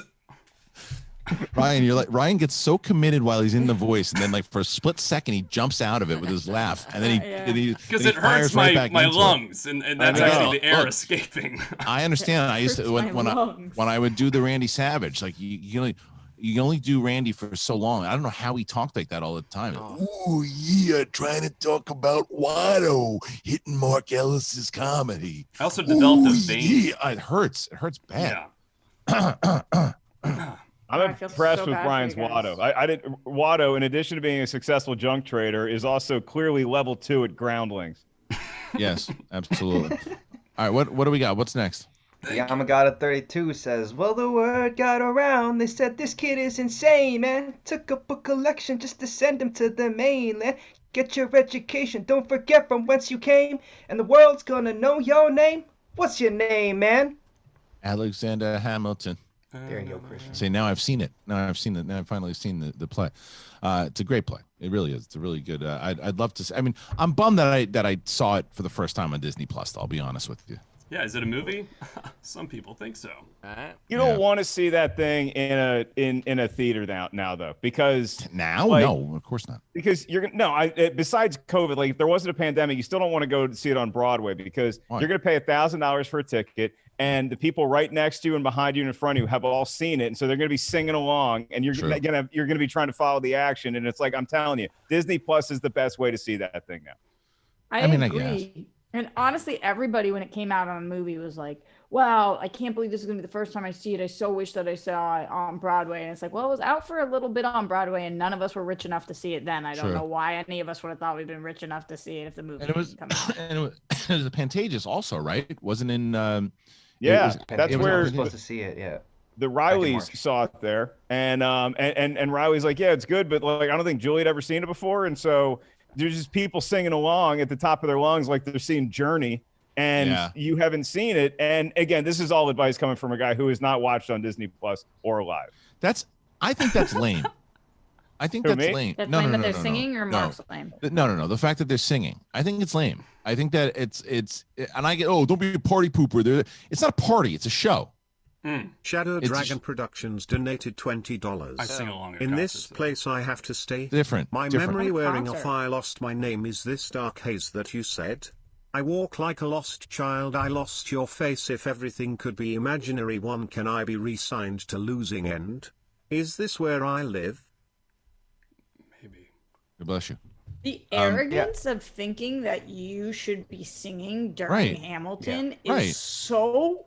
I mean, that is egregious. I've Concert's never heard different. of that. Concert's different. It's not a concert. You're right. It's not a concert. It's a show. And like it's the same thing. Like you went to go see Beauty and the Beast on Broadway, and some asshole face is saying, "Well, I've seen the movie. I'm gonna sing the song.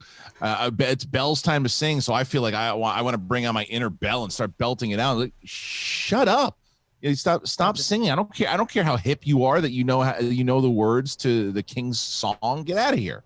That's lame. I think that's lame. Read the toes, or clap your thighs, whatever. Yeah.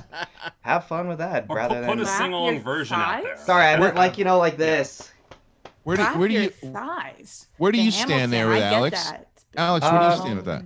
I mean, please don't sing during Right. it. Everybody else is trying to enjoy it. Like, it may not be your first time hearing the music, but it is someone else's first time. Yeah, that's terrible. That's terrible. That's a stupid thing. Maybe was that just a report from Riley that you heard of there, Mark, or have you heard that multiple times? No, 'Cause I've Riley heard might- that from a Riley lot might- of people. Okay, so I've Riley might heard have from been a lot drunk. of people that were late to the game seeing Hamilton in the theater, and it's like, people get excited and they want to sing along, but you just got to read the room. For example, if I'm at a Metallica concert, I can sing along. When Kristian and I went to go see the Metallica movie at AMC theaters, we weren't belting out "Creeping Death" to the top of our lungs. Right. It's just you got to read the situation a little bit. Right, and it's you go to see Rocky Horror Picture Show. That's required. You're supposed to do that, right? When that's the whole point of that, because the movie's years later, and it's about the experience to go and do that. Although it is tough because I did see Frozen at the Pantages last year, and families are going and little kids are going and they're singing the songs. Frozen 2 or Frozen? Frozen. The Okay, musical when last it came year. to Pantages, yeah. That- And that's- so people kids were singing "Let It Go," and it's just like, okay, it's cute, but also I would turn to let my them kid and be sing. like, "Shut the fuck up." Yeah, Shut it's the like fuck it's up. unless they do Don't do that. but they do have sing along screening sometimes. So if it's a sing along screening and it's the marketed, musical, the musical. Oh yes, Alex, are you saying that they let children into a performance hall? I know. Get them out of there too. Yeah, I don't like the fact that people. I would be. I'm with you, Mark. I would actually be pretty pissed off for the first time I spent all that money on, and I got some guy going, like if it's look. By the way, Alex really can belt out the what it's just called Shot. What's the name of the song? My Shot. My Shot. So idiot. Yeah, I know. My I'm not- Shot. I know this. I know it well, but I don't. I'm not gonna tell you what the name of it is. But anyway, if Alex can sing My Shot, like great. If he started singing it to me after I paid $1,000, I'd want to smack him in the head with this. I'd say, stop this. You're not on stage. Otherwise, go do it on YouTube. Don't do it next to me, because congratulations, you know the words. I paid to watch him do it, not you. Thank you. Kristian, I got Roxy a present for today too. What'd you get? Pretzels? Can I show it? It's Yeah, not pretzels, Roxy, but it is your favorite. Here you go. I don't know if you can Oh. see that. Oh, gum. You got some gum in A there? little bit of gum. Oh, very Mark, nice. I really appreciate that. Thank you for your generosity and consideration during this time for my half birthday tomorrow. What a beautiful present. Unbelievable. I'd never heard of the concept of a half birthday. And then my mom picked me up from school. You know what? Today, I missed my half birthday. My mom picked me up from school like January, 6th or something like that. And she was like, you know what today is, right? And this is when I was like in 8th grade. I had never heard of a half birthday before. She took me to Ben & Jerry's because it was my half birthday. And I'm like, does this happen every year? She's like, no, I just wanted to get Ben & Jerry's. This is why this is the most important half birthday of my life. Why? This is the last 6 months of me being in my 20s. Oh, yeah. And I'm in a fucking global pandemic. That The stinks. global pandemic took away the last 2 years of my 20s. I was still supposed to get drunk and fuck people and stuff, and now I'm gonna be 30. And I've just not had sex with Class A anybody. vagina. Roxy, I have great news for you. On the other side of 30, you can accomplish both of those tasks Yeah, it's just true. as easily. I was going through I that have a hard today. time drinking. Ellis, I got to tell you, I was going through it. I think the 30s was my prime. I think 30s is prime. Yeah, I don't think the 20s were my prime at all. But you can't relive 7th grade or 8th grade or things like that. Those milestones. Can I still do drugs? Like, what's happening? In your 30s, you just it's a certain part. That's the thing, is a certain point in your 30s, it's just like there's a voice that should scream, okay, stop this, and then do something else. I want it to stop. You want it to stop now? Yeah, well, I don't know. I'm very conflicted about. It's all right. You can't make decisions yet, but it's all right. It's a hard time to be in the last 6 months of your 20s. It's challenging. I know, you'll be all right. Trust me. My 30th birthday was incredible. It was one of my favorite birthdays that I had. Well, I don't even know that I'm going to be able to be with anybody. I'm going to sit by myself for my 30th birthday. I have it. Do what all these other fucking people do. Do a live stream. Don't try to throw a television out the window of your friend's apartment like I did. That's apparently not cool. don't do it. Another Ellis and I, that we've it's strange because obviously from doing the reviews that we've done over the years and starting the channel and starting doing SCHMOEDOWN and all that stuff, obviously we became closer. But I think we've actually become closer during the pandemic, the conversations that we have had. But we really bonded over a mutual friend that we have on Twitter. He's a comedian. Well, there's two things actually. I want to start with something. I'll start with something good, and then I'll get into sad news. But the first part is that Jason Galern is a comedian that Mark and I was always very friendly with Jason Galern. Every time I saw him, he is definitely an acquired taste when it comes to if you can take his kind of humor. I love his humor. Ellis loves his humor. We send tweets back and forth of his all the time. I don't think Roxy would like him, but I absolutely love Jason Galern, and he has kept Mark and I sane during the pandemic. Why wouldn't I like him? I think he probably would offend you. I mean, I think Roxy might. Why do you think that about me, Kristian? When have I been offended? You say this all the time, like I think you look at me like a snowflake, and I'm curious at what point I said that I was offended by literally anything. I don't know. I just don't know if you'd find it funny. How about that? Because you don't find many things funny.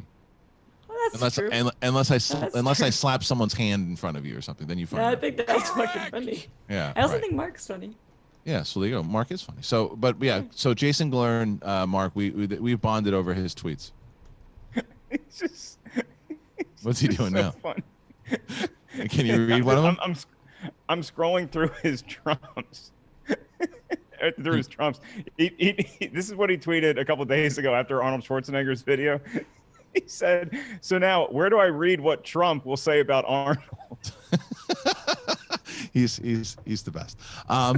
So he's really good. But on the sad news, I also want to bring it. Yesterday, I woke up in the morning to really terrible news. When I started the Comedy Store, one of the staples, when you walk in and you see a show there, the atmosphere alone, it felt like just like that old feel of a comedy club, or what a comedy club in your mind was supposed to be. And the reason why is because of the great Jeff Scott. And Jeff Scott was the pianist, and he'd just been around forever. Mitzi loved him, and comics loved him, and he just was very welcoming to all new comics. He got along with everyone, and we lost Jeff over the last couple of days, and it was and if you've been watching Mark's specials that he's been doing, whether it was a New Year's special or any of his specials, Jeff had actually opened up those specials on the piano, and I've been texting with Jeff recently and speaking with him and keeping up with him, and I just that one really, that one hit me because I love Jeff so much, and I really I'm gonna miss him. But Mark, I don't know if you want to say anything. Yeah, absolutely devastated and heartbroken. He was all of our best friends, because when you go up to the Comedy Store and you do a set in the original room, I even notice this about when I'm like performing to camera. I will instinctively, if I'm like making a joke or like referring to somebody off camera, I just instinctively look to my left, because there's so many times I'm on the original room stage and I just look over and I'm just bantering with Jeff. Yeah. He's in the corner playing his ragtime show tunes before the show, and then he plays each comic up and off, but he'll hang out for a little bit if he knows the comic and has a rapport with them. So you do like a Johnny Carson, Ed McMahon thing. And then towards the end, to get the crowd going, we would do like some quick jokes and some rim shots, and just, he was just so playful with every comic. He was always up for whatever. And then as the night would wear on, he would be a little late getting back to his piano because he's having so much fun with us out back on, quote, sacred ground. And it was just the conversations, having a cocktail with him after my set, the hugs, the talking about his favorite monster movies, what his Halloween costume was going to be. Oh, yeah. He had such a great history in performance art. He was an accomplished playwright and musical theater kid. And it just like, it literally breaks my heart. And the hardest thing about it for me selfishly is that when you fantasize about getting back in the Comedy Store, when it's open again and when you can do sets, you think about crushing a packed OR, but then you think about how much fun it's going to be with Jeff, and to never have that again. I think that I have great sets ahead of me at the Comedy Store. I'm never going to have as much fun as I did with Jeff. He was such a light in a pitch black environment like the Comedy Store. Yeah, that was kind of one of the things I've been really excited in writing new material and wanting to go back on stage, and it was also that I'm not gonna lie, I've had a couple of visions in my head about, oh, I'm gonna get back on the OR and Jeff will bring me up and I'll get to go back and forth with Jeff, and now I won't be able to do that, and I'm pretty bummed about it, because I remember having a set one time, and I was, you have those sets where you think you're going to do your material, and then the crowd is not in that kind of mood. So you have to pivot and just start doing crowd work. And I remember pivoting towards Jeff, and we just started fucking around. And he would play he would do some music. I did some stupid improv songs, and we would just goof around. And he was that's how he was. Yeah, man. I'm grateful that him and I had kept in touch and during the pandemic, and he had recorded a couple piano sets to open my virtual shows, like Kristian said, and he taped that New Year's Eve a couple days before New Year's and sent it to me so we could run it pre-show. And while it was airing on New Year's Eve, he was in the live chat, and he was seeing all the love from the fans that were saying, oh, this guy's great, this is awesome, it feels like we're at a comedy show. And he was just soaking it in, and it just made me so happy because I know how much he missed being around all of us comics, and we all miss hanging around him. And so just the fact that he got that light in what ended up being his last performance, I'm glad that we could all send him off with as much love as he always showed us. R.I.P. to great Jeff Scott. And I said it on my Instagram post, and he is now a legend that will get to play piano for the legends of comedy once again. So it's a sad day, but we love Jeff, and thank you guys for the loving words of when Mark posted his video and I posted my stuff. So okay, so I did. Oh, the other thing is, Mark and I are going to be spending a lot of time with each other over the next couple months because. No, I'm good. No, you're done. You're done. Yeah, three Schmoedown matches a week starting in March. We got a big pay-per-view in February. The pay-per-view will be Molly Damon versus Laura Kelly in a #1 contender Star Wars match, and then the main event, Chandru the Chosen, the first Intergeekdom champion to defend the title since Jason Inman, will be defending that title. Will try to be the only Intergeekdom champion to ever defend the belt twice, as he defends the championship against the former Movie Trivia Schmoedown Intergeekdom champion, making her return, the amazing Mara Kanopik. Mark, I mentioned earlier about the rookies coming in. You can be honest. Have you paid attention to any of the rookies coming in so far? First of all, Kristian, that's how you do an ad read right there. That's how you do it. Thank you. That's how you put that heart and soul into it. I actually did watch a fair number of the audition tapes, I guess we call them. Yeah. Anybody stand out? Everybody. They're so much better. Not than like the current crop we have, but like you think about back to like season 1, it's like they would put all of us to shame. It's just they're so good at it. The one guy that I know you like, I don't want to say anybody's name, but there was one guy that you had pointed me towards, and I watched his, and I was like, yeah, this is such a we can fun mention character. him, Brother Lomas. Yeah. Brother Lomas is the best. Brother Lomas just put another video out in the Facebook group, and Brother Lomas is him and Rick Radis are probably my two favorite characters. I like Beth May a lot. I like this David Campbell kid a lot. There's a lot of people that are coming in. I just listened to Amaru Moses on Janine's show. He left a voice message. I like this kid's moxie. He's a beast. I really like his him moxie. Too. I like the way that he underscore Mia donated $30. This Friday is my daughter Madina's 5th birthday. Oh. Happy birthday, my sweet angel. She's a big Schmoedown fan and her favorite is Molly. She looks for her in every match. Mark. Can I get Kristian announcing Marvelous Medina Mia as the new singles champ? Yes, let's see. I'm gonna get the name and I will tell you. I'm gonna do that for you. It won't be at the highest level because my throat's a little wonky right now. Come on, Randy Savage. I'm telling you right now. I'll do it the best I can right now because my let's see, where is it? Eat a pretzel.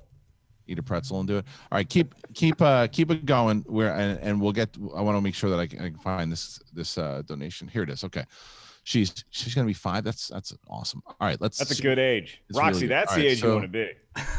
Marvelous Medina. All right, here we go. It. And your winner and new movie trivia Schmoedown champion of the world, the marvelous Medina Mir. Ooh. There you go. That definitely took it out of me. All right. So let's. That was good. Thank you. Let's get to the next one. Alrighty. Dragon17 says, Harloff, I'm afraid that the -1 points for a KO may have players taking less risks and playing defensive instead of trying to win. Also, people like Zaflirt and Flaus will play less because of the fear of KO. I hope I'm wrong. You're wrong. But it's you're wrong. Now the defensive part of it, sure. I mean, you got to probably train a little bit more, but it's the Zaflirt and Flaus will still play. Because it's like, hey, I got a match here for it. It's like, okay, because the thing is, well, the manager will turn it down. Well, the manager's not going to get another. Look, fine, you don't want that match. Well, then I'm going to give it to someone else on a different faction. So you still have an opportunity to play, and it's like it's different. I don't think they're wrong, Kristian. I'm definitely going to be choosier about the matches that I take. Definitely. What I'm talking about is as far as when you have the two. Give me the 2 parts on that, because the first part, as far as like, read it again, Alex. I'm afraid that the -1 points for a KO may have players taking less risks and playing defensively. That part I agree with, right? The defensively part, because they're like, okay, I don't want to get knocked out, so I'm going to go to try to. I'm not going to take the risk and go for 2 points here. I'm going to try to get 1 so I can at least get it. Great, it's a strategy part of it. I have no problem with that. As far as the matches go, it's like, okay, Roxy, I'm not going to say to you, all right, I got Jericho versus Dan Murrell. Of course, you're going to say no to that match, right? Mm-hmm. But when I say, okay, look, they have to be evenly matched matches, or the opportunity that it could potentially win. Like, let's say if you have someone like, let's say Stacey Howard. Stacey Howard is a player who has traditionally either won a big match that you didn't think she was going to be able to win and won it convincingly, or she has a match like she did against Rachel Cushing where she gets knocked out. If you're a manager and I offer you, okay, I got Stacey versus Rachel, and you turn that down, it's a bad move on your part, because it means it depends on how many points I have, Kristian, and what I need to do to become number 1. Because if I'm sitting there looking at that and I say, okay, having -1 point here actually won't affect me because there's nobody that hot on my heels, versus it does affect me, I'm definitely looking at that stuff. And if you think it's a bad move, then it's a bad, a lot of this that people don't realize too is about making sure that you're in good standing with the people who make decisions, because then Kristian might not offer you another match. So there's a lot of that too. But absolutely, if getting hurt by 1 point could affect you more, I think that managers would be moronic to not look at that. Absolutely. I think the manager part of it, yes. But I think that when it comes to, I think you're also going to get into that situation where, like, Roxy, you might say, okay, look, I don't really want to take this risk because I feel there's an opportunity that so-and-so will get TKO'd. And then that player goes, I'm not going to get TKO'd. Give me this match. It's going to help my Schmoedown career. And you're going to be in that position of going, all right, this person really thinks that they can win. And you might have to make the hard decision of saying yes or no. But you're right. You're going to have to consider it, but you're also going to have to, like, if you feel like one of your new players is not ready for a big match, that match is going to be offered to someone else. You know what I mean? So it's like, it is. You're right, Roxy. You have to consider those things, and you will have opportunities where you're going to say, okay, I'm going to trust in my player. but the player's really gonna have to show up. Anyway, all right, let's get to the next question. We got a bunch of them. Ralph Biscuits says, Nice. Hey Christian, I just wanted to answer your biggest question. Yes, VR porn is amazing, but only the 4K quality ones. Anything else looks unrealistic. Also, there may or may not be a VR porn parody of Battlestar Galactica. Just saying.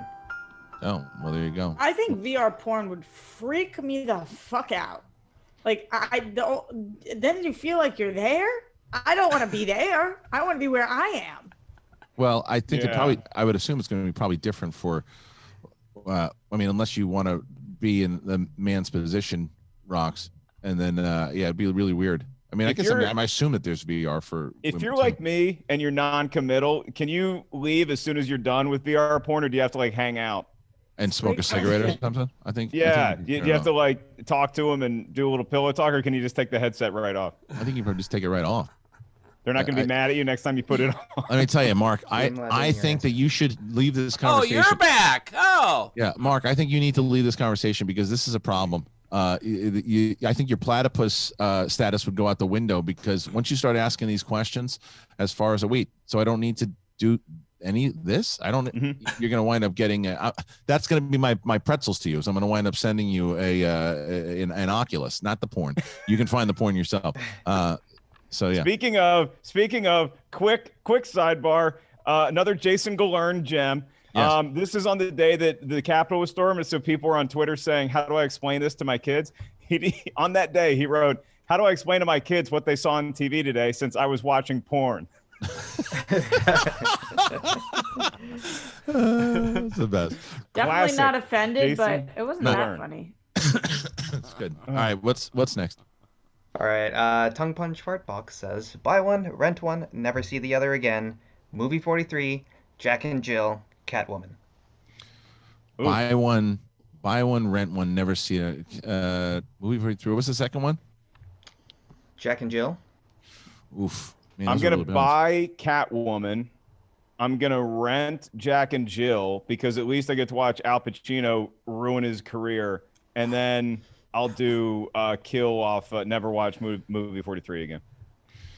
See, yeah, I think that's true. Never watched 43. It's really, really bad.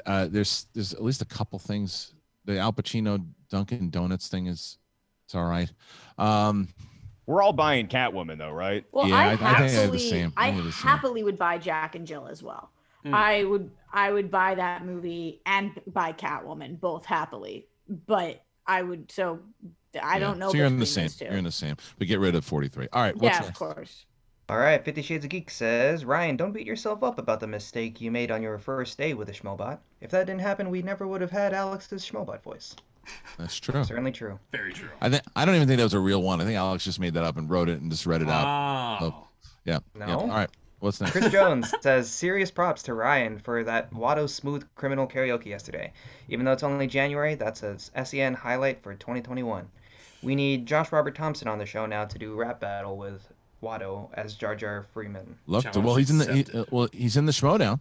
He's in the Schmoedown, so that's maybe something we can do. We can bring him when he's promoting one of his matches. If somebody drafts him, then we can put him in to have a battle against Watto. So, all right, what's next? Wait, so are you in the room? I'm sorry, I'm just still thinking about this. Are you Yes. in the room watching what's happening, but you're in the room, or you're No. fucking somebody? You're fucking someone. But you're jerking off, but you picked seeing somebody. I think that's the way it works. Yeah. So it's as if someone is actually doing That's the wild. That is wild. Yeah. Yeah. There's a lot of tasks I will trust to a robot. That is not one of them. I feel like it'd be very overwhelming. Yeah. Well, give it a lot shot. going on. Give it a shot. All right, let's it a get to whirl. give it a whirl. Hey, give it a whirl. What do you do? VR porn. Give it a whirl. That'll be your highest rated episode, I guarantee you. And they'd be confused by it. They're like, I don't understand, like the calendar. I don't know why everybody tuned into this one. I guarantee we sold out you- the calendars in a day? That's weird. Meta pieces of December- shit? I don't get it. The December pick of 2022 World Girls Calendar is going to be them with the Oculus headsets on. That's it. Doreena's probably watched every bit of VR porn that's on there right now. So I think she probably already did that whirl on that one. But She's got some shit that I've never even fucking heard of. That girl, she's educating me very much so. I appreciate it. Yep. All right, let's go to the next one. Rick Ganther says, Kristian, don't be so hard on yourself. You definitely have the best camera angle award in the bag. Oh, thank you so much. Appreciate Adrian Soto donated $50. LOL moment Thank of you. SEN as a category idea. Ideas for nominees: Kristian laughing hysterically when Bonnie went to bathroom. Josh Robert Thompson doing Morgan Freeman as Jar Jar Binks. Any other LOL moments of the show you can think of? I mean, I'm trying to. The Bonnie one was probably the biggest one. Because I couldn't stop laughing on that. I'm sure there's some other ones. There was, I mean, the Flouse stuff. The Flouse stuff was pretty good. I mean, Brett and I had I can't remember, Brett, what was it when you and I were here alone and we just were crying laughing over? Was it the Blue Chew thing? But it might have been Blue Chew. Yeah. There were a couple times when Brett and I did the show together where we just kind of lost it and Just that wiping behind the glasses kind of. Yeah, kind of losing it that way. So and every time Mark comes on. That's right. That's right. Yeah. All right. What else? What's next? 50 Shades of Geek says, I wonder who would win Best Person Who Shaved His Head for Money award. Oh, yeah. That's true. I mean, me or Brett. I think Brett would probably win that one for sure. It was the creation of the Flouse. But you were first.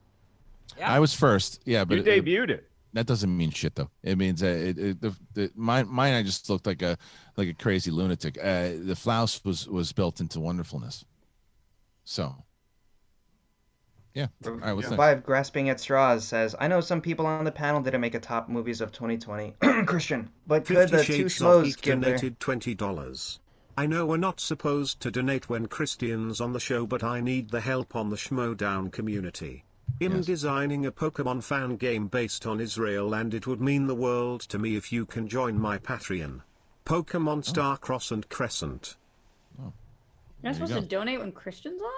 No, it was a joke because I said when I'm not on the show, like the days are when Winston and Roker are hosting the donations are high. When I'm on it, it's like they go down. It was the joke. Okay. That's because we're all afraid shitless to lose our jobs, so we yell at them and you're gonna keep your job no matter how much. Well, not necessarily. There's no show then. Yeah. All right. What's next? Could the two schmoes give their top 2 or 3 of 2020 at the least? I mean, I'll give you one of my top ones. I don't know if it's necessarily the very top one, but I would definitely put Palm Springs in there. It was one of the movies one of the newer ones that I really liked a lot. So, yeah. How about you, Mark? I will be honest. I really didn't watch a whole lot of movies this year, but I saw the 40-year-old version, and it was great. Nice. No, version. Version. Okay. Version. It's fantastic. Yeah. Hunted was cool, and I think that's coming to Shudder in a couple weeks. If you want to check that out, that was a cool horror movie. And the Ben Affleck alcoholic basketball coach movie, because it really he drinks silver beers the same way I do, so it gave me cause for concern to change my life. Yeah, he drinks beer in the shower. Occasionally, I'll have a shower beer, do the white trash sauna, but he also puts them in the freezer before he drinks them. You think he'll be nominated for Best Actor for that? Affleck? Yeah, because I mean, normally I would say no. We probably wouldn't be if it was a normal year, but I think that there was not a lot of options this year. There weren't, but I still think there were some pretty strong male performances this time of year. But you never know. Okay. All right. What's next? Haunted says, Ryan, whose comedy do you like more, Dad Ellis or Mom Harloff? That's not fair to put that guy in that position. I actually saw this SCHMOEDOWN. The SCHMOBot come in a little earlier, and I was like, you know what? I'm going to come up with an answer. So I think you guys are like the best together. Nice. And I think Mark's Twitter's amazing. His stand-up's incredible. He has showstoppers, sports that are current, and Kristian, I think, is amazing with insults, transitions, impressions, and sports that are performative like WWE. And I think you're tied with references, being genuine, and family. Can I see the notes that you took on this? And wow. Yeah. I was wondering why he started sweating before. Yeah. If you got to take notes to compliment us, Ryan, you just don't worry about it. Just don't worry about it. It's true. Yeah. That was very similar. The one time somebody asked Ron Wood, the guitar player in the Rolling Stones, who's the better guitar player, him or Keith? And I love Ron's answer because he said, we're both pretty lousy by ourselves, but when we combine forces, you get the magic. Yeah, agreed. That's a good one. A lot of people like the you don't know shit moment, by the way, too, Brett. Oh. Yeah, that was a good one. All right, let's keep going. What's next? 50 Shades of Geek says, I was singing along when I saw Beauty and the Beast in 2017 and Bohemian Rhapsody in the theater. In my defense, though, I was alone in the theater, so I wasn't bothering anyone.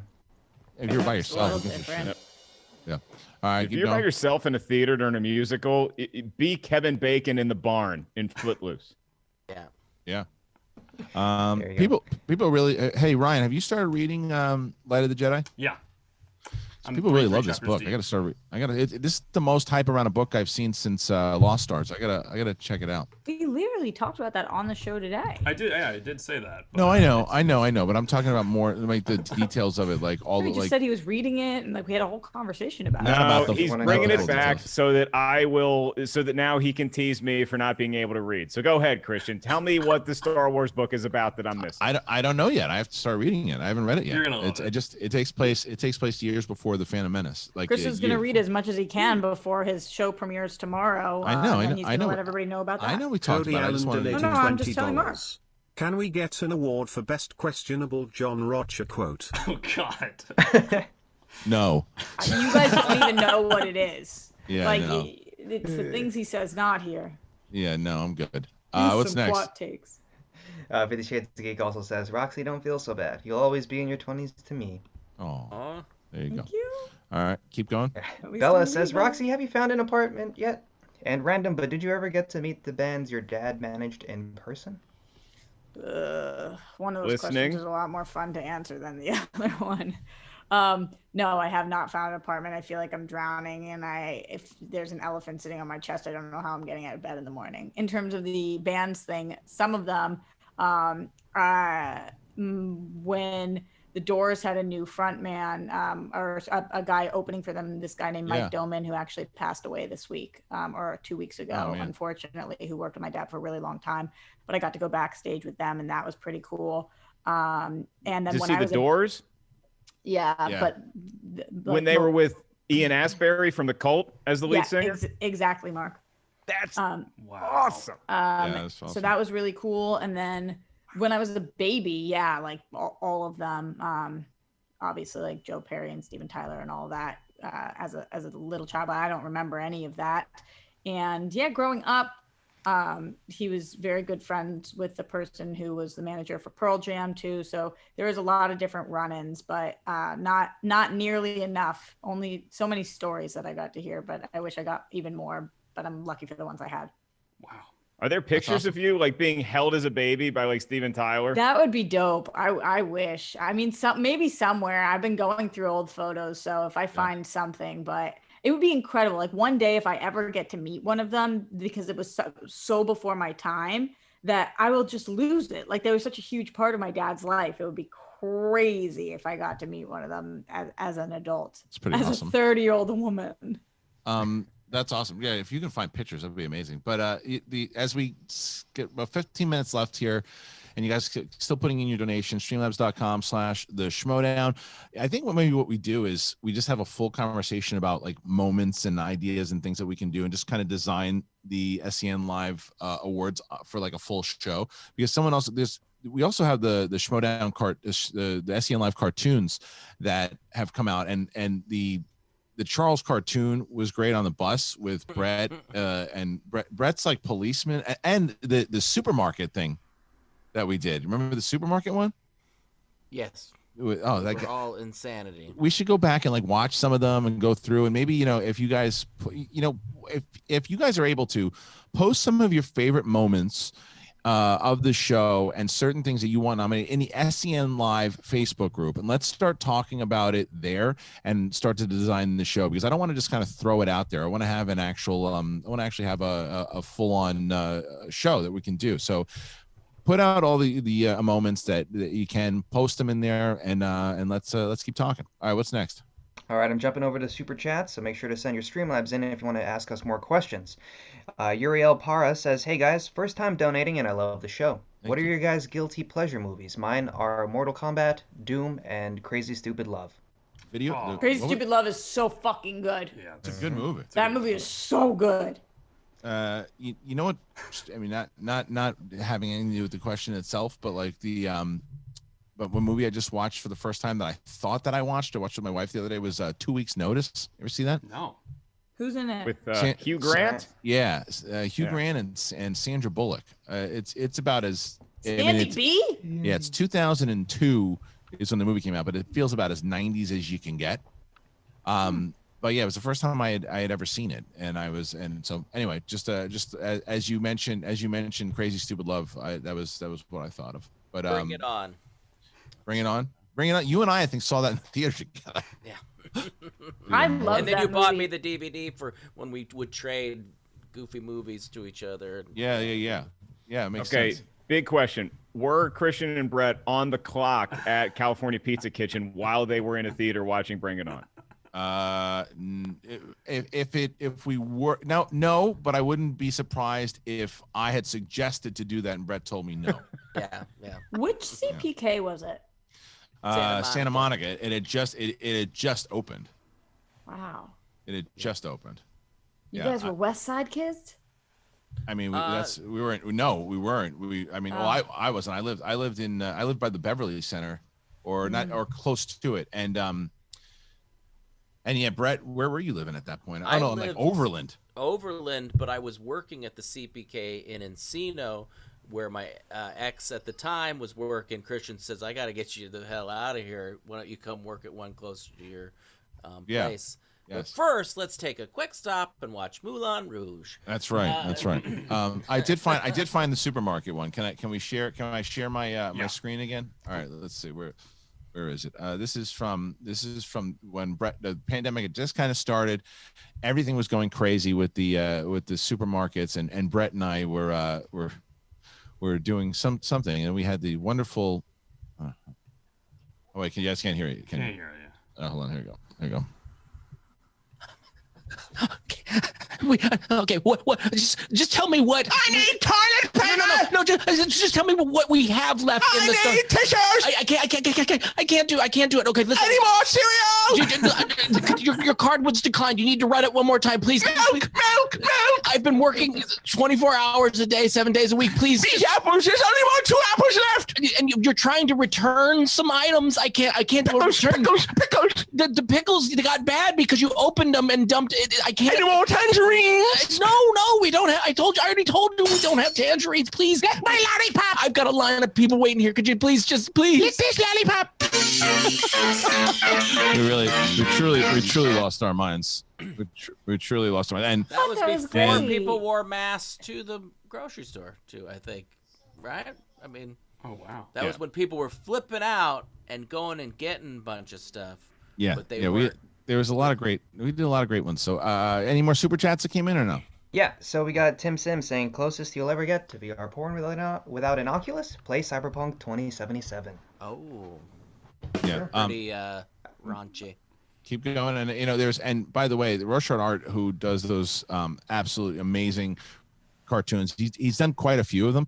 So if we have, if we have done all the super chats, I'll play a few more of the ones that he did because they're really great. We got a few more in. Go ahead. Rory Goodridge says, SEN is the only vaccine we need in the UK during lockdown. Love you guys. Oh, thank you so much. Rory. Corinne D. But yeah, actually, get a vaccine. Real one. Yeah. Corinne D says, win a goldfish here. Oh, that's old school. Thank you. I don't think All right, jumping back no. to Streamlabs. 50 Shades of Geek. Ryan, that story about singing alone in a theater was a real thing, not a joke, but thanks for the drum shot anyway. Yeah. Cracker Jack says, who are each of your favorite comedians that blew up in the past 10 years or so? Oh. Obviously, when talking about all-time greats, people think of Carlin, Chappelle, etc., but I'm curious about your favorite ones from the new crop of talent. I mean, it's present company excluded. Well, because I came up with them at the store and watched them kind of grow. I mean, Sebastian's hard not to say because I always liked him when he was at the store and watching him do what he's done. Yeah, Sebastian for sure. Yeah, Seabass is up there. Eliza is way up there. She was nominated for a Critics' Choice Award. Did you see that? I did, For for what? her for her Netflix special or for her? No. She was nominated for Best Female Action Star in she was in for the Wahlberg movie. Yeah, the Wahlberg movie. Yeah.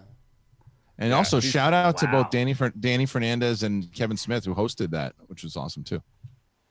Oh yeah, I knew Danny and Kevin hosted it. I didn't. Super. I have it on DVR. I didn't know Eliza got nominated. That's awesome. Yeah. I didn't know either. So it's fine. And considering that I was supposed to vote on it, so there you go. What's the? All right. You could have swayed it. I know I could have. I don't even know who won. She might have won. I don't know. I saw she got nominated, and I was like, I don't know what happened. I don't know if I saw who won. I'm not sure. She was good in Pieces of a Woman. She plays the sister of Vanessa Kirby. Mm-hmm. Oh wow. Does she really? Oh my god. Oh, that's awesome. Yeah. All right. Well, that's awesome. Yeah, okay. Good movie. She's a great actress. Yeah. Dagan says, "Hey Kristian, I'm guessing there's not much chance of the free for all happening this year. What are the chances of another digital horror free for all happening in the fall? Fingers crossed for the fully live event return in early 22 or sooner." You got a good shot of the free for all coming back as a digital event because the horror free for all proves that we could do it. And I think that what we're going to wind up doing is look and see where we're at in like February, March. If it looks like they still haven't figured out how to get the fucking vaccine to people, then we're probably just going to wind up doing the free for all in digital in like April. That's what I would guess. And it's going to be horror? No, it'll be the regular free for all. Yeah. That's so there is not going to be a horror free for all. I was just going to say that's not to say that we're not going to do a horror free for all. It depends. We might. So Skybound does this. Does their October con or expo that they do. They're going to be doing quite a few expos this year, and SCHMOEDOWN will have a presence in a lot of them. So I'm thinking maybe we could potentially do, because that's where it aired last time. And I think we could potentially do that again. For Skybound, and I think that right now for February it looks like we're going to do a Black Cinema match that Winston and I have been talking about that we're going to do for the February Expo.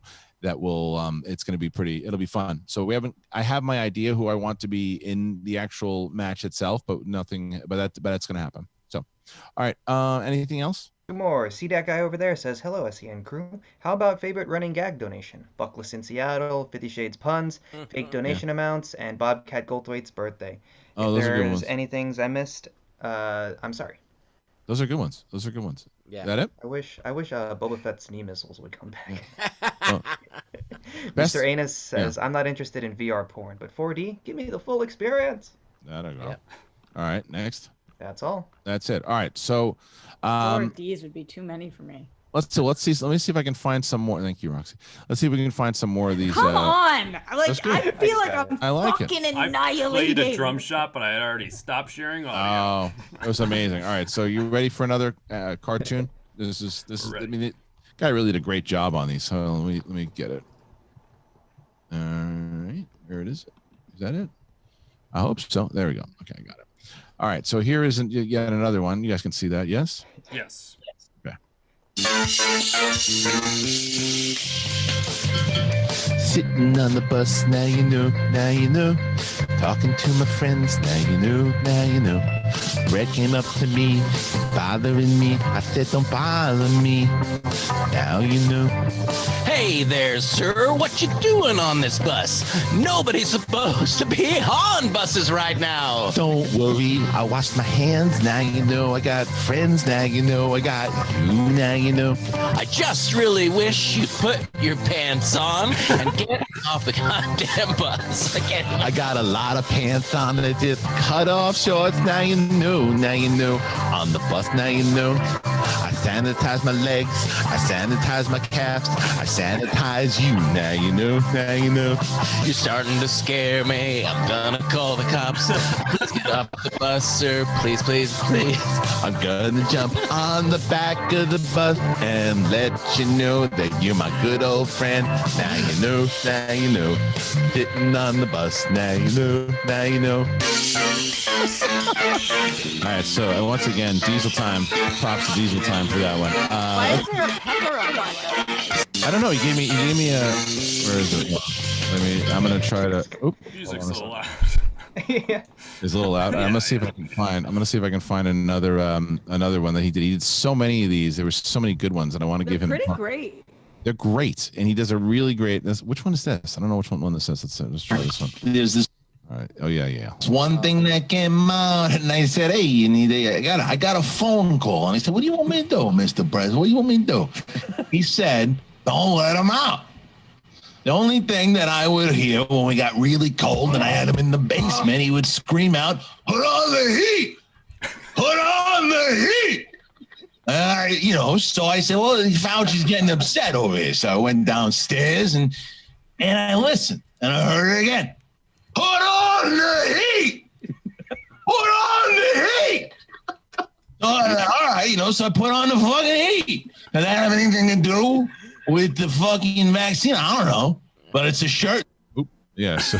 That's a shirt. I think his animation is so great. So good. I'm gonna do one last one, and we'll call it a day. How is he doing that? He's amazing. He's really good. I want to got give an impression for you. There you go. Hey, listen. I gotta tell you that Ben Goddard wanted to watch the Witches trailer. I had sex with 3 witches last night. I know I'm not supposed to be saying it. It's not politically correct. But you should have seen what I did with the Team House last night. There was one character in the. So I think that he's so good, and I want to try to find. As I scroll down all these, I want to try to find, at least one more of them where it's some really good ones that he did. He did so many good ones, and he really worked hard on a lot of them because he's super talented. And here you go. This is one of the Brent ones. Can we please get an impression of Arnold asking Flirt and Flouse Brett for free tickets to his concert? Absolutely. Saw Flirt and Flouse. Okay, here we go. How are you? I'm very good, Arnold. Nice to see you. Listen, I know that we have been colleagues for a very long time. Yeah, this is right. I hear that you're in the States and you came on over. It's very nice. I've been quarantined with Whiskey and Lulu. Oh, yeah. Yeah, I know you liked them. I know you actually bought me Lulu. Yes. It's very nice of you. It was a great birthday gift. Very impressed by you. I had to smuggle in. I know you did it. Well, I mean, what you have done in the past, the present, and the future is very nice. And I appreciate it. And everyone knows how good you are and what you have done. So I have a question for you. Yeah. I've been sitting in the backyard. I've not been moving. I've been riding around on horses and staying quarantined. However, when the Flirt and Flouse is in the house, I have to make sure that I'm there. Yeah. So if you'd be so kind, could you send the tickets to my house and I will be there? Oh, yeah. I will give you tickets. Definitely. Thank you. Friend discount. That's very nice. For discount. Yeah. Not for free. Oh, no. You can't do that. I understand. Yeah. I did hashtag 10%. 10, only 10. Yeah. Okay, fine. Fuck you. Anyway, so that's the it really is like the daily impressions have really honed that Schwarzenegger to like next level. It's really good. Thank you. But it's not as good as the Flouse. Anyway, so you guys want to check out all of those cartoons, the animations, please go and check them. They're all on my Instagram. And you know what I realized he never did? He never did any animations of Professor Crow. That would have been some good ones. Anyway, play us out, Ryan. Thank you guys so much for joining us here today. Thank you to Mark Ellis for joining us. Roxy Striar. See you. Yes, Friday, the awards, absolutely. Mark and myself will be on the awards, 4 p.m. PST. Make sure you check it out. 12:30 today. Don't forget about Backstage. Ben Bateman, Ben Goddard, and Dwayne Burke holding the fort down, having some great guests on today. Roxy Striar joining us today. Alex Marzoña, and, of course, Ryan Nilsen. Thank you guys so very much.